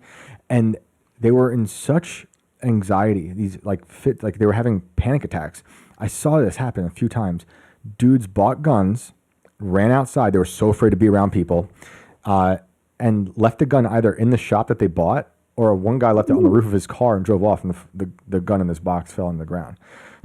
Man, he came back, I think, eventually. But dude, I spent hours an argument for like Floyd cards, man. Stay classy, Second Amendment rights. But I mean, it was just wild to see. But so all that's to say, that was our version of this accelerated collapse of society. And although people want to move on from it, I think that's a scar that we're going to have forever. It's like it's just gonna be there for, I think, the rest of our lives. I couldn't go to my aunt's funeral or my grandma's funeral, and I had to go to work every day. Yup. It was the worst. Yeah, I'm never gonna forgive anybody for that. It will change us forever. It'll change the way we view everything. Government, family, fear, disease. It was like 9/11 for 2 years. Yeah, dude. That's one of my favorite comments I saw. Someone put it like very beginning, awesome. But they said it differently. It was like we're in a slow 9/11 is how they put it, and I was like, damn, we are in. This is a slow 9/11. Yeah. I think I have a lot of theories on 9/11, but whatever happened, they used it to weaponize everyone against us, and it destroyed everything. And there's no coming back from it. I don't think we'll ever be quote unquote normal again. Not that we were actually normal. And it's like, it reminds me when I was a furniture mover, and when people died who were coming of age or young during the Great Depression, a lot of them grew up to become hoarders because it was like they were overcompensating for what they didn't have. And man, cleaning out their houses, it wasn't all of them, but there's something about that age group that just collected. I do garage doors, dude. I do their garages, and those are nasty too. yeah. It's like the weirdest like trinkets. They'd have like 2,000 pieces of like glass fish. Like, why do you have this? Why do I have to pack this? But yeah, man. Like 1,000 pieces of wood that are 7 inches long that are good, that you're not going to use for anything. It does sound like it could come in handy though someday. It does sound all right. Build a deck or something. But that's too many though. I got a lot of pieces of wood in my garage as well. But I mean, it's just too many. Yeah. So one more thing, guys. Go for it, dude. Like, okay, so you believe in I know you don't believe in like the vanilla traditional simulation theory. Yours is more of like a Andrew Tate matrix. You're not like Andrew Tate, but you know what I mean. Yeah. It's just I'm the anti-Tate. I like family and morals. Yeah, he's not the familiest. If that was my dad, dude, that would suck. Jesus Christ. That would suck. Yeah. But yeah, I know what you're saying. Anywho, so Christianity plus simulation theory, are those reconcilable? Is that Gnosticism? To believe in simulation theory while being Christian? Yeah. I guess it depends on the simulation theory you're thinking, like how people define it. That Elon vanilla Musk simulation theory. Elon Musk believes in the old school vanilla. Forgetting the guy who came up with this idea, what his name is, but basically that we're in a simulation in a computer, because if you think about video games and how far they've advanced and how quickly they've advanced over a short amount of time, that it's conceivable to them that. Imagine what 200 years from Sega Saturn, or whatever they have now. That's the last thing I think I owned. But like that's probably the most recent one. How good video games could get so fast, and that to them, it's conceivable that in that future, where those very very advanced games exist, that we could just be a part of those, and that we're just in some simulated diorama that looks like the world that doesn't really even exist. So I don't believe that. They're about to do that for realsies. Yes. Are you familiar with the game No Man's Sky? No. Oh man. Okay, so do you know what procedural generation is? Mm-mm. Okay, so it's like all video games. Somebody makes it. Somebody like paints the whole thing. They map it out and model it and put skins on it and paint everything. Okay. Procedural generation is, instead of doing that, you write the rules for the world to create itself. And how everything is going to act and react and build itself. Okay. So No Man's Sky is a space game where it's a universe that's 100% procedurally generated, and even the makers of the game aren't 100. Like, they can't pinpoint exactly how many planets are in the game, but it's like about 14 quintillion explorable planets in the game. Wow. It's nuts. So nobody. That's crazy. Yeah, I mean, mean, it would take 1,000,000 lifetimes to look at one planet a second. I mean, so Meta's building, and they're about to put AI into that, dude. Oh, great! So we will lose people to that game. It sounds like we will lose entire. We actually people already have to that game, right? Yeah. So that is crazy. I do want to look into that stuff. I'm so far removed from that world. I was telling Brandon the other day, like the last thing I played was Call of Duty in maybe 2000. 8 or 9. But so, oh yeah, Wow. the guy's name was Nick Bostrom, who came up with the simulation theory that's like that. But in terms of Christianity and what I think of as a simulation theory is that I believe we are still occupying base reality, which is, I'm taking that from Nick Bostrom's theory, base reality being original reality. In my opinion, base reality is God's reality. But my simulation that I believe in is that the powers that be, that's like a network of, you name it, the media, politicians, Hollywood, the predictive programming you were talking about, that they've laid on top of objective reality this false reality, and they make people buy into it. So it's like a organic VR headset. And so it's like, you know, an example of that would be you're just walking in the world, and like how you were saying in the beginning of the call, people, it feels like we're in a different timeline sometimes. I feel like we woke up in a different world. And I think that part of that is due, other than CERN, is due to people buying into a completely different reality. Whether it's politics, religion, you name it, people are navigating objective reality, but through completely different truths and morals. And like, so they see us as alien, we see them as alien. But I still think we're an organic world governed by God, but the objective reality, and the objective reality is still there, base reality is still there, but it's buried below all of this like distortion of false information. Okay. I mean, wow. So that's where I'm at. Yeah. That's, I mean, it's like, that's perfect. I think like James Carville fucking. I think I really, I've been like, the thing that inspired me about that whole idea was thinking of, oh geez, what's his name? Scott Adams talking about, you know, it was during COVID, we're a nation that is watching 2 movies on the same screen, right? And so from there, I just peeled that back into what I call post-reality, where, you know, the internet makes it so anything you want to be true, you can go have that bias confirmed on any corner of the internet. The internet is a reality buffet. So, you know, anything you want to be true can go and be true. And we're gluttonous with whatever we think is real. So, and it infects everything. With AI stuff, dude. 100%. Like, how good those videos are getting. Like, it's like nothing can be real anymore. It's like they flipped the switch. It's like silly world is now where we live. Dude, the day after the Epstein video release, they had one up of Hillary Clinton walking into his cell, and it was one of the realest damn things I've ever seen in my life. Mm-hmm. Oh, yeah. We're in a really tough situation now. Yeah, man. And like we were just talking before we went live outside about how, you know, growing up in the 90s, that was a renaissance. I know used we're to have biased. to leave your house to go find out what your friends were doing, unless you called over and their mother answered and said, "Who is this?" Right. I didn't think graphics could get better than Donkey Kong Country. Yo, dude. Mortal Kombat was everything. Yeah, N64 was like the mecca. Dude, Mario that's 64. An actual gorilla in my TV. Yeah, now it's like you can actually inhabit another world, and then they want you inside of it now at all times. So and we, like, again, with us growing up, what we did, Brandon, you said it outside. We're like the last generation to inherit this, you know, this world with the phones and constant internet, right? Whereas everyone else after us is being born into it. Yep. You know, Dude, I we used to throw rocks at trains. Yes. That was our thing. Oh yeah. Like, that was a thing we did. Yep. Often. Yeah. Oh yeah. We got into lots of trouble. Lots of trouble. Oh, wait, I mean, I kinds of can't talk stupid about shit, a lot yeah. of that. Yeah, I was just gonna say. There's some things I just can't say yet. Maybe in like a few years. But we got into. I mean, we were in a small town like you guys. We were playing music and we were bored, and there were 40s of Old English and, you know, blunts, and we were Cobra gentlemen ourselves, but it was okay. That's fair. But dude, I mean, that world. I still think it exists. I still think that world is out there. And maybe it's in Indiana. Is that where it is?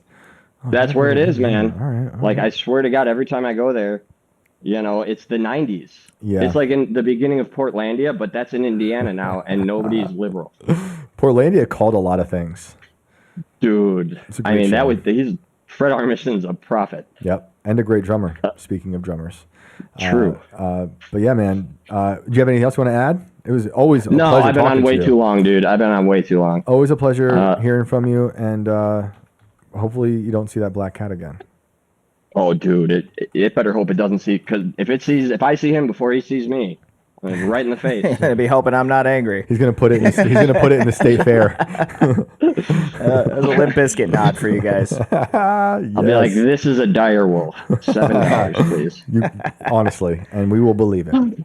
We're rooting for you. Thanks, guys. All right, brother. We appreciate you calling in, man. We'll talk to you soon. Thanks, dude. All right, peace. Be safe. Later. Incredible. Always good to hear. It's Jeff, right? Yeah. Yeah, he snuck in there. Yeah. And I think I heard a beer can snap open. Oh, that's probably him. It triggered my memory. Yep. But sweet. Wanted to crack a cold one with the boys. That's what that was. I just want to say before Jeff called in, I did find Snake's email, so I will be emailing him right after the show. This is Kurt Loder with an MTV News brief. If there was a number on here, I would do the Trump thing and just call Putin, like on the air. You know, when he was the other day, he was like, "I'm just going to call Putin," but there's not. So there's like that shady shit that I saw that said that like Putin attacked the Ukraine somewhere while he was here at the meeting. I didn't see and that. It was almost just like the Braves are away type situation. I gotta look the authenticity of this up because this is something that I just saw earlier. I didn't have a chance to fact check, but I saw something about he like attacked them while he was at the White House, and I'm like, honestly, that is some sneaky shit, man. I wouldn't put it past him. I wouldn't put it past him, honestly. But do we have some other callers we should get to? Yeah, we do. So we have a returning caller now that talked to us a few weeks ago, maybe even a couple months ago at this point. I don't know how long it's been, about their visit to, I think this was like an old house or a museum of some sort. Oh, yeah, and, with the picture? They had an apparition photographed behind them and their friend. So I want to bring her back on. I believe this is Annie from New Jersey. Sweet. Annie, are you okay? Annie, if you can hear me, go ahead and unmute your mic. Everybody else, drink. Sorry, not sorry. I'll do it too. No, nobody can be mad. Seeing some Limp Bizkit comments out there. Annie, can you hear us? Annie, are you okay? I can't hear them at all.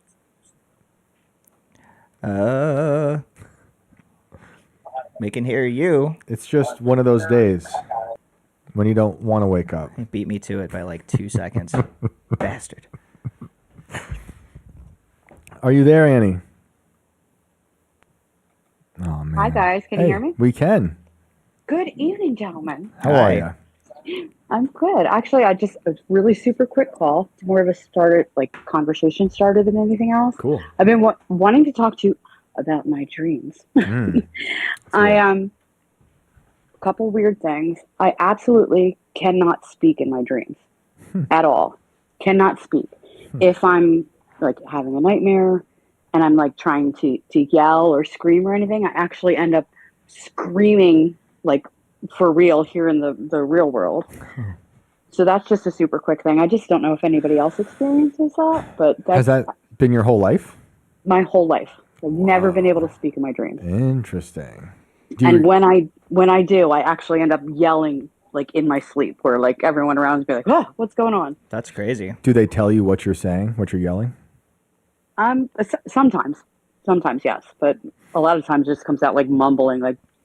But if I'm trying to scream, then yeah, it just comes out like while I'm sleeping.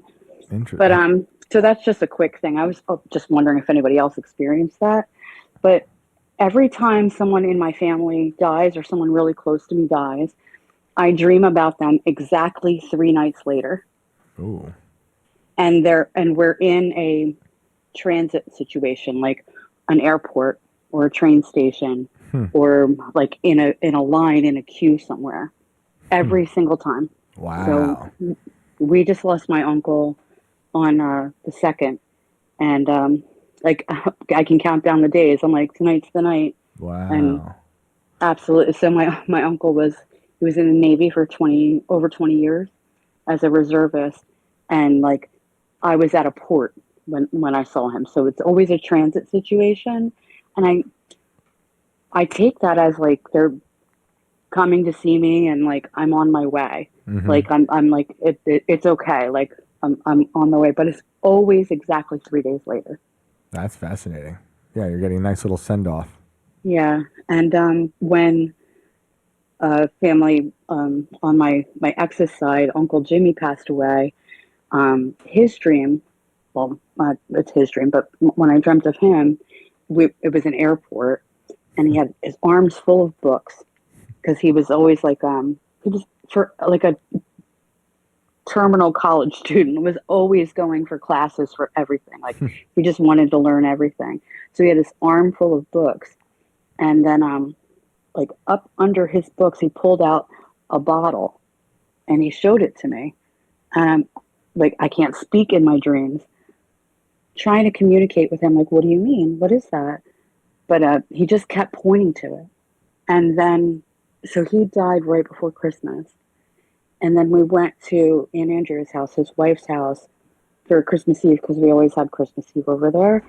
And up on the top of her cabinets, there's like that space between the top of the cabinets and the ceiling. You know, people put decorative things up there. Mm-hmm. I saw that bottle. Mm-hmm. And I said to her, I'm like, what is that? And she's like, oh, it's just like infused olive oil or something like that. I'm like, no, what's behind it? Her Christmas present that he had bought for her was hidden behind that bottle. Whoa. Yeah. That's amazing. It's crazy. It's just absolutely crazy. And I'm a huge skeptic. Yeah. Like like nothing ever spooky happens to me, but I just always thought like my dreams, but specifically around losing a loved one and like that transit thing. I don't know if I'm comforting myself by, in right. having these dreams, right. But the bottle thing. Yeah. I mean, that's confirmation of something, there's something to it. I think it's interesting that you just can't talk in your dreams. It's very symbolic. I don't know what crazy, right? I don't know what that means, but I mean, you're at least allowed to talk about your dreams. You're allowed to remember your dreams. A lot of people don't even remember dreams. So you're allowed to remember them and talk about them, and you were able to get the Christmas gift. So that is very interesting. You become sort of like a messenger, well, at least for the one story, and you're there. Yeah, just that one. But that's beautiful. I think that's awesome. Do you ever dream about people who've died who you didn't know? Like if someone maybe in the news or stuff like that? I've not that I can recall. Like I've had a similar dream with like you said, people I didn't know, like mm-hmm. not recognized at all. Mm-hmm. But not like anything, like a celebrity or anything like that. But I've had similar dreams where like the transit thing, like, a train station, an airport, a port, a queue, like a line mm-hmm. for something. I've had that dream like a lot. And like I have like 2 recurring dreams or scenarios. That's one of them. And then the other one is, so I call it my underwear dream. Like people have that dream, they're embarrassed, like, so they're in their underwear. Classic, yeah. Mine, honestly, and it's me, other people perceiving me that I'm drunk, but I'm not drunk.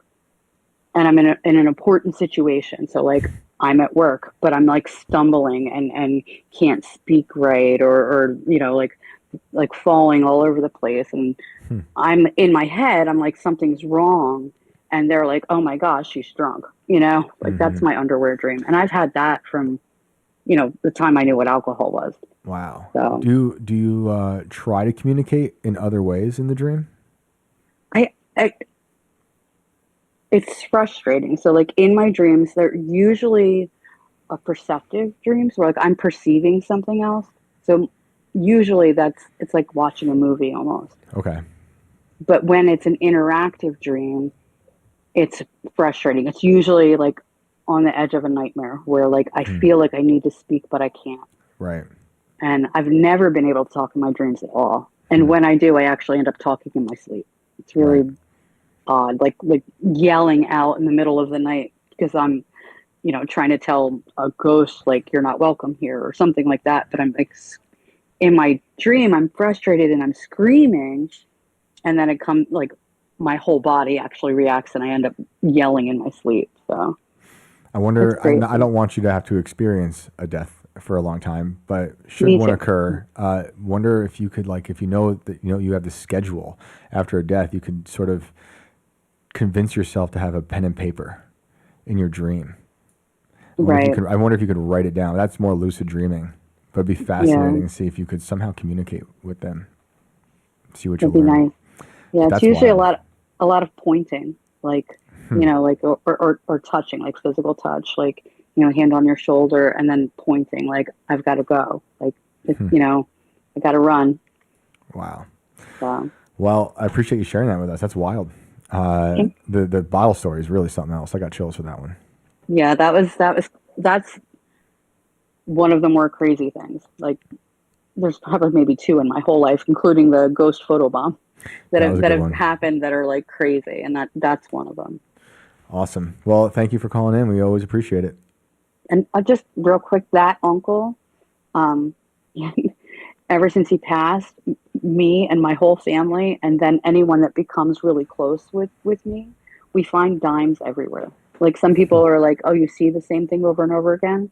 It's always a dime, like like on the floor, everywhere. And when Brian and I, relationship started getting like really close, he's like, "I keep finding dimes everywhere," and I'm like, "You're kidding me." Oh, that's weird. I'm like, all right, you might be the one. Yep. Oh, he's finding dimes. That's it. Yeah. That's great. I love it. That's all it takes. Incredible. All right. I love your show. You guys do great work, and we watch you every night faithfully. So thank you so much. Thanks, guys. Keep it up. We will. Thank you. Have a good night. You too. Good night. Incredible. It's bullshit. It's always pennies for me. I'd kill to find 10 cents at this point. 10 cents, man, in this economy? Yeah, because that's 10 penny fines on separate occasions for a single dime find. I mean, come on. It's 1 in 10? That's terrible odds. Well, do we have a lot of people in the room? There's yeah. Should we Still a pretty decent amount of people. Let's just quickly. I just want to make sure people Yeah, are we had aware. something else we had to dip into. I just want to make sure people are aware about the radioactive shrimp and the neon blue pigs. I won't waste too much time on it. Let's get it all out of the way really quick. Like, comment, subscribe, share the show with everybody. Leave an obligatory comment for the algo, and if you're on the drinking side, they have a drinking game that they're participating in. Have fun with that. Okay. And also, really quick before that, I do have an update from yesterday when we were talking about suicide pods. Yeah. This is from June 3rd of this year. A pro-euthanasia activist, also, not Finland. Sorry, Finland. Switzerland. A pro-euthanasia activist who was arrested following the death of a woman using the world's first so-called suicide pod has died. Dr. Florian Willett, 47, was reportedly the only other person present when a 64-year-old American woman took her own life using a device in the forest in Switzerland last September. The pod's inventor, Philip Nitschke, told BBC News that Dr. Willett died by assisted suicide in Germany. In a separate statement, Mr. Nitschke said Dr. Willett had suffered psychological trauma following his arrest and detention in connection with the Switzerland death. You think he used one of his own pods? Is that what this is? I think so. Definitely. That's how he knows. So, okay, I'm just going to skip down to this real quick, that paragraph. The Last Resort, an assisted dying organization founded by Dr. Willett to facilitate the use of the pod, said the arrest had left him broken. Did they have to use a Papa Roach song about suicide? My goodness. Let's go to the shrimp real quick. I just want to let you guys know that guy died. Cut my pod into pieces. This is my last resort. Oh my God. Great song. Great song. I don't care what you guys say. It's a great song. So let's go to the shrimp. Shrimp. I just want to make sure you guys are aware that the FDA is warning the public not to eat possibly radioactive shrimp. And this is the second time we have had some kind of radioactive animal. Was it wasps? Reported, yes. Wasps it was the in South wasps Carolina? 2 weeks ago or so. So a lot of people were hitting me up online saying it wasn't as serious as the news articles made it out to be. I don't know. I believe in Bigfoot. It wasn't. I don't think it was played up as much as it should have been. I think that's radioactive wasps equals fuck that. I don't want no part of it. Tell me right away. Any amount. Any amount that they're radioactive. I don't give a shit if it was one. Bad news. That's too many. One is too many. Shut down the whole town. Now, this is scrimps. Radioactive scrimps. From Walmart. From Walmart. Of all places. Listen, guys, the Food and Drug Administration is warning the public not to eat, sell, or serve certain great value raw frozen shrimp sold at Walmart due to possible contamination with cesium-137, a radioactive isotope. U.S. Customs and Border Protection alerted the FDA about possible cesium. Sorry, I say it wrong. Cesium-137. This guy worked at Fermilab, right? Was it Fermilab? Yes. He knows. Detected in shipping containers at 4 U.S. ports, the FDA said Tuesday in a press release.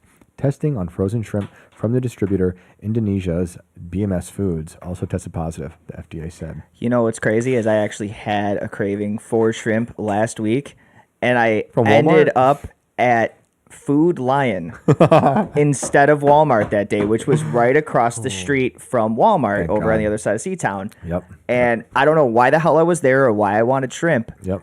But I got a little boat of shrimp, and it wasn't from Walmart. And when I saw you guys send this out earlier, my heart stopped for a second. So I was like, "Oh shit!" Yep. And then I was like, "Oh wait, I went to Food Lion that day." Yep. Thank God. Yeah, and we got him. We got him, guys. Thank God. God is watching out for Brandon. Yeah, I had to just believe somebody was looking out for me that day. You know, I just had to. All right. I said, "Shrimp be gone in Jesus' name." That's right, and that's how it works, guys. So be careful out there with the shrimp. And we also, real quick before we get to more callers, this is from the Daily Mail. It's from yesterday. Another urgent warning to meat eaters as scientists discover pigs with neon blue flesh that may be poisonous. That's right, guys. We got another color. Another color. We got another colored animal. So what do we have? We have the zombie rabbits and squirrels. We had the Black Beauty bowling ball. That's right. We had Blue Beam, Brown Lady, Black Cube, Orange Blob, and now Blue Pigs. Blue Pigs. We are moving down the spectrum, folks. I wouldn't mind making that a shirt, Blue Pig, for Inverted World. Yeah, and then we can keep going down the line. That sounds like a great band name. Yeah, it does. Exactly. Thank you.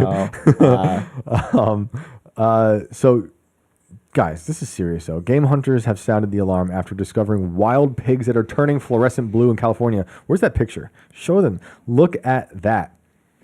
Oddly enough, to connect this to last Thursday, very similar color to a horse's spleen. It looks like rainbow sherbet. What the hell? Oh, now I'm into it. In recent months, locals have been finding animals with bright blue flesh and fat and reporting it to local authorities. What? The concerning discovery has left people baffled, with some saying they are at a loss over what might have caused it. I'm not talking about a little blue, Dan Burton, owner of Urban Trapping Wildlife Control in Salinas, told the Los Angeles Times. I'm talking about neon blue, blueberry blue. Officials have now warned people not to consume the tainted meat. Over concerns, the blue flesh is a sign the animal may have consumed poison. Where are they getting it from? An investigation have found the dramatic color was likely caused by, you want to say that one? Diphocinone? I think that feels right.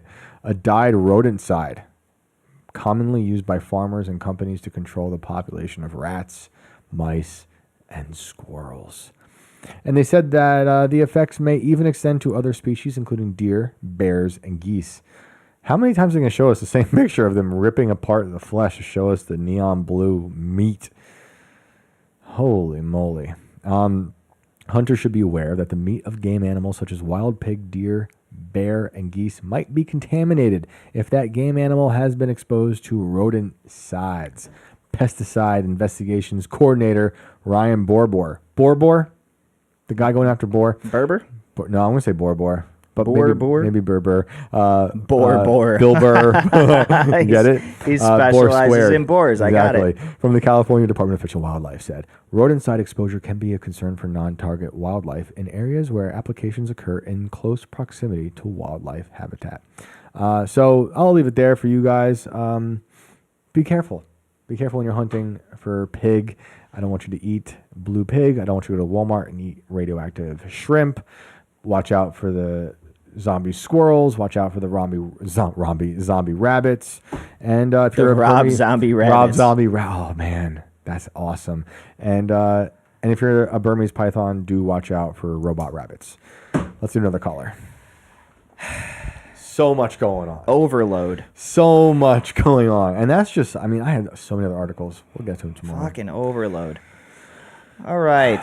This is the real news, guys. Let's go to, we have about 15 minutes left. Let's go to Charles Durham. He's been in here for a little bit.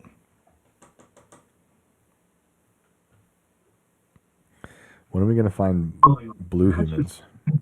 Blue. Charles, can you hear us? Right. This is the real news, guys. Oh.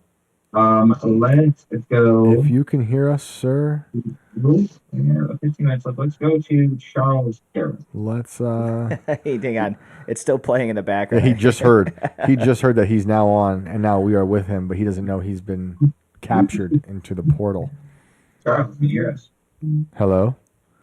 Right. The snozberries taste like snozberries, Renee says. So, we might have to go to someone else. Yeah, I don't know if he's here.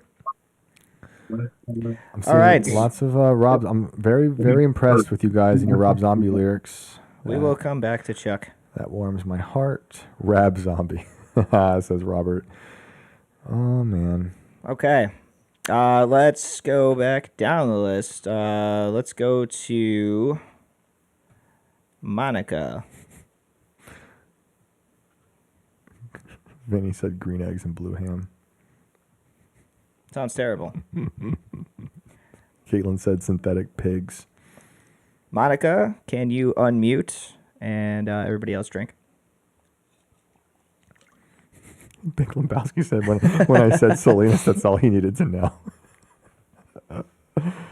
Oh, goodness. Yeah, people in the chat blaming Bill Gates. I think you're onto something. I think he's behind all this stuff. If it's not CERN, it's Bill Gates. But I imagine they're working together. Hello. I'm sorry. Zoom acts crazy with me. It's like I'm sitting here like unmute. It's like no. Zoom's been messing with me all night, so don't feel too bad. Sorry about that. I think it hates us. It does. It hates the truth. It's like no, we can't let them speak. Yep. Palantir's running it. Yeah, it's Palantir, but it's also eating rat poison. Right? Like those pigs. What the hell? Crazy, right? Oh my God. I wake up tomorrow, Zoom has a It blue is crazy. background. Yeah. Well, what's going on tonight? I didn't mean to cut you off when you were talking. I just wanted to let y'all know I was not here. I'm here. I'm just in another dimension. Yep. Yeah, you've been sucked into ours again for a few minutes. So. Yep. Well, welcome. Good. I won't stay long because I know y'all. I mean, I love all the callers tonight, and everyone was talking about very interesting things. And every time I call in, I think about I want to talk about this or that or this, and I'm just like, everyone has such good points, and it makes me not know what to talk about whenever I do finally get on. So thank you for that. It's very interesting. Your show has made me think about so many different things, and I really like that. Thank you. We appreciate it. Well, I guess what I will talk about real quick is, Shane, I did send you that video. It was from 2013. I sent it to you on your X account. Okay. The wedge-shaped object that I saw when I was driving home from work. Okay. One night. And I don't know if you saw it yet or not, because people get buried in the weird other dimension of direct messages that doesn't always come through. But my name on X is Monica Elizabeth. So if you do get a chance whenever you have time, because I know you're super busy. Oh, I see it right now. You just check it out and like just tell me what you think. You were hidden in the other folder. I hate that they do that. Other. It's weird. Like they just get sent to another dimension of direct messages. See there? I'm always in this other dimension. Yeah, what's up with that? I know. I'm pressing play, but nothing yet. My phone sucks also. So. Mine too. Okay, I see it. And also, I was going to tell you the video. I was 2013. The video recorder on that phone was shit. So I'm astounded that I actually captured the video in the first place, because I was driving and the speed limit on that road was 60 miles an hour. So I know I was going at least 60. and I was able to capture a video on an old phone, and I was just shocked that it came in as clear as it did because I was actually driving on the interstate or on a highway, and I was just like shocked that it came in that clear because I saw it before I started recording. Of course, my phone was in the passenger seat. I just picked it up, and I just was like, I have to record this. No one's ever going to believe that I saw this. But of course, somebody that's a computer genius could probably go into the video. So if you want to share it and like somebody can like try to clean it up and make it more clear, that would be so cool. Wait, because I don't know how to do any of that. It is really strange. I'll find a way to get this up so maybe we can get it on tomorrow. But there's Just a tag me in it. there's a wedge-shaped light with multiple lights, and it's going down the horizon. It's nighttime. It's going down the horizon at an angle, but then it kind of like looks like it weaves back around quickly. Is that what I'm seeing? Yeah. Yes, that's exactly what happened. It was like it was almost like it came out from above the trees, like right above the trees on the side of the road, and then it was like almost like it didn't expect to be over a major highway like that, and it was just like, oh my gosh, like, and then it just slowly sits there and weaves and then goes back behind the other side of the road behind the trees, and then it just starts changing colors. Like I remember it being white when I first saw it, and then it was weaving around, and then next thing I know, the lights are red and they're green, but they're behind the trees on the other side of the road. At first, when it comes onto the screen, I'm like, okay, it kind of could be a plane, coming in for a landing. But when it goes just out of view and like you just see the lights right at the corner of the screen and then they zip back the other way, that part is quite weird. How big would you say that was? If you could say. It was very weird. It was about the size of what I would think probably a bomber. The bombers are. It was way bigger than a normal, like, what I would see in the sky here where I live in the middle of the country. Like, I've never seen anything like that flying around down here. I've seen those big planes that are transport planes. They fly under the radar, so they're super low, and they come behind my house all the time. The transport planes, I don't remember exactly what they're called, but they do not fly over the radar. They fly under the radar for some reason, and there are planes, but I don't know why they want to fly under the radar like that, but they barely come over the trees. And it was like that same size, big, huge plane flying right over the trees, but it was like a wedge shape. And it wasn't like a normal, this is before the bombers were out, the new bombers, like the ones that flew over Putin and Trump.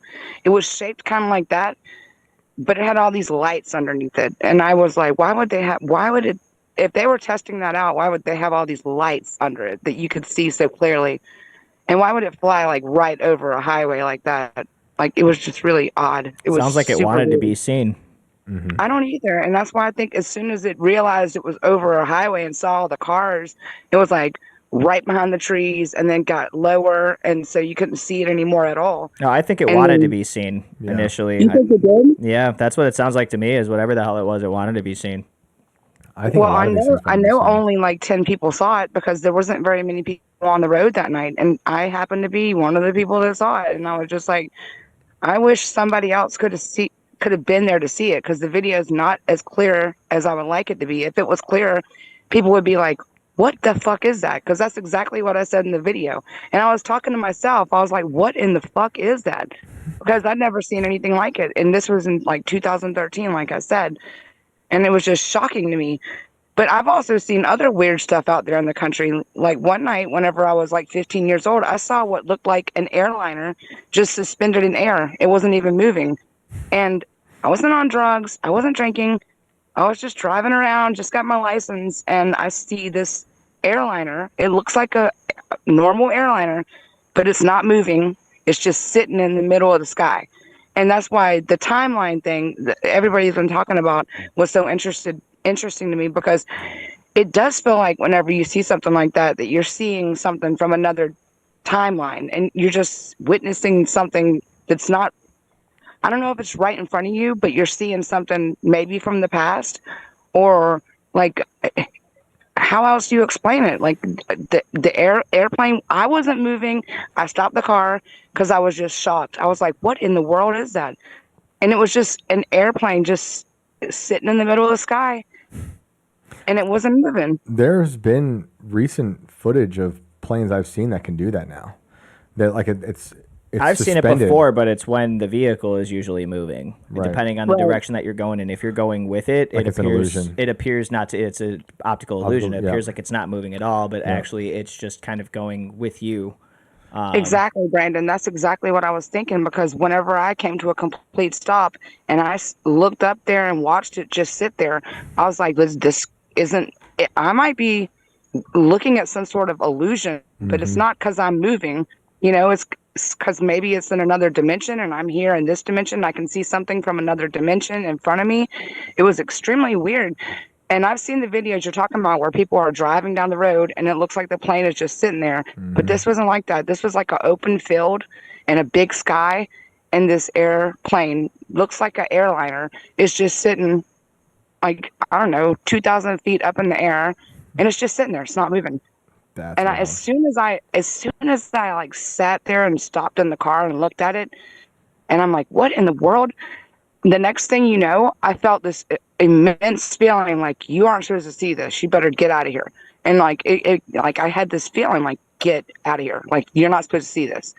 And so I left. Wow. But it was just really weird. Did you look back? Did you see it move at all, or did you just left altogether? No, I left, and I didn't want to go back to that area because I was just like, oh, I'm seeing something I'm not supposed to see. Like, that was the feeling that I got. Like, my intuition was like, you're not supposed to see this. You better go. Because there's no one else around. I live in the middle of the country, so absolutely no one was on the roads. It was like 10 o'clock at night. I had just gotten home from a ball game where I was cheerleading, and the bus dropped me off at the school. I drove down the road in my car. I just got my driver's license, didn't want to go home yet. And I was, excited about having a car and a driver's license and just riding around. And I see this in the sky. I'm 15 years old, and I'm just like, what is that? Planes are supposed to move. Like, they're not supposed to sit in the middle of the sky. You're seeing a glitch. It's a glitch in space-time. That's exactly what I thought. I said, I'm seeing some sort of a glitch or something that I'm not supposed to see. I mean, the feeling of people feeling like they're in different timelines is so real. And it does sometimes feel like we're sometimes observing those glitches. Sometimes it is just an optical illusion. Sometimes it is some technology we just don't know about yet. But something's so weird. I mean, they are literally trying to they found the God. So they say they found the God particle at CERN. I swear that they've done something to space-time with all the particle smashers. I mean, they're called particle smashers. They're smashing particles together at nearly the speed of light all over the place. And now they're doing a really big one, I think in South Dakota. I think one of the biggest in the world is coming. When's that supposed to happen, Shane? I don't know. I should look. They might have already started that monstrosity. That could be the end of the world, because those particle smashers can cause a black hole. Exactly. Not good. I mean, they all agree on that. It might already exist. Let me see. Well, there is a Sanford Underground Research Facility, SURF, in South Dakota, but I don't think that's what I'm thinking about. I think there's actually something bigger in the works. I'll have to do some more digging on this. I'm seeing a bunch of things pop up, so I'll look into it and see which one. But I saw some crazy stories about it about a year or two ago, saying, okay, here's something real quick from Gizmodo. Massive caverns excavated for new particle accelerator in South Dakota. Yeah. See, that's a similar thing to Argon, where they're using underground caverns. Yep. It's that awesome. Sounds like a great idea. Let's use caverns from prehistoric times to do this You ritual. took the word right out of my mouth. Yep. Not good. Not good. Not good. I mean, I get the idea, a more natural approach to things, but I mean, how natural is it? It's organic. Organic. Yeah, no matter how you spin it, it's still men dabbling. I'm not into Sounds this at all. scary. And just so everyone knows, this is the Deep Underground Neutrino Experiment. What does that stand for? What is that acronym? DUNE. We're so cooked, dude. DUNE. It's a mile below Lead, South Dakota. About 100 trillion neutrinos pass through your body every second, it says. And they are the lightest particles that have mass. Well, we'll get into this at another point, but I'm glad you brought it up and reminded me because I forgot this is happening. I keep repressing it. The Kwisatz Haderach will be born in the south.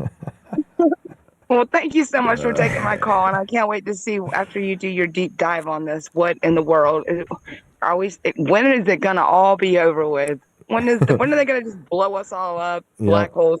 They might have done it many times, and we've just been repeating this because they've got us trapped here in this horrible particle smasher apocalypse.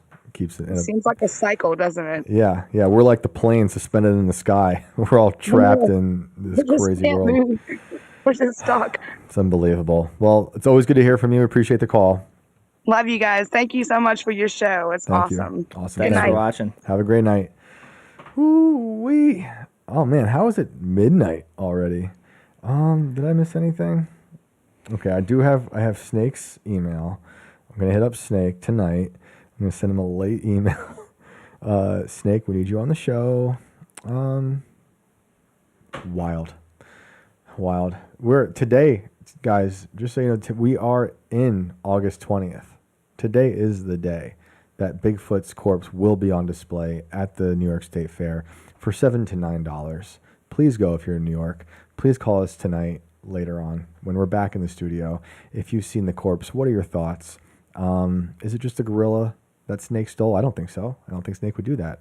I believe Snake. I believe in this Bigfoot corpse. Brandon, what about you?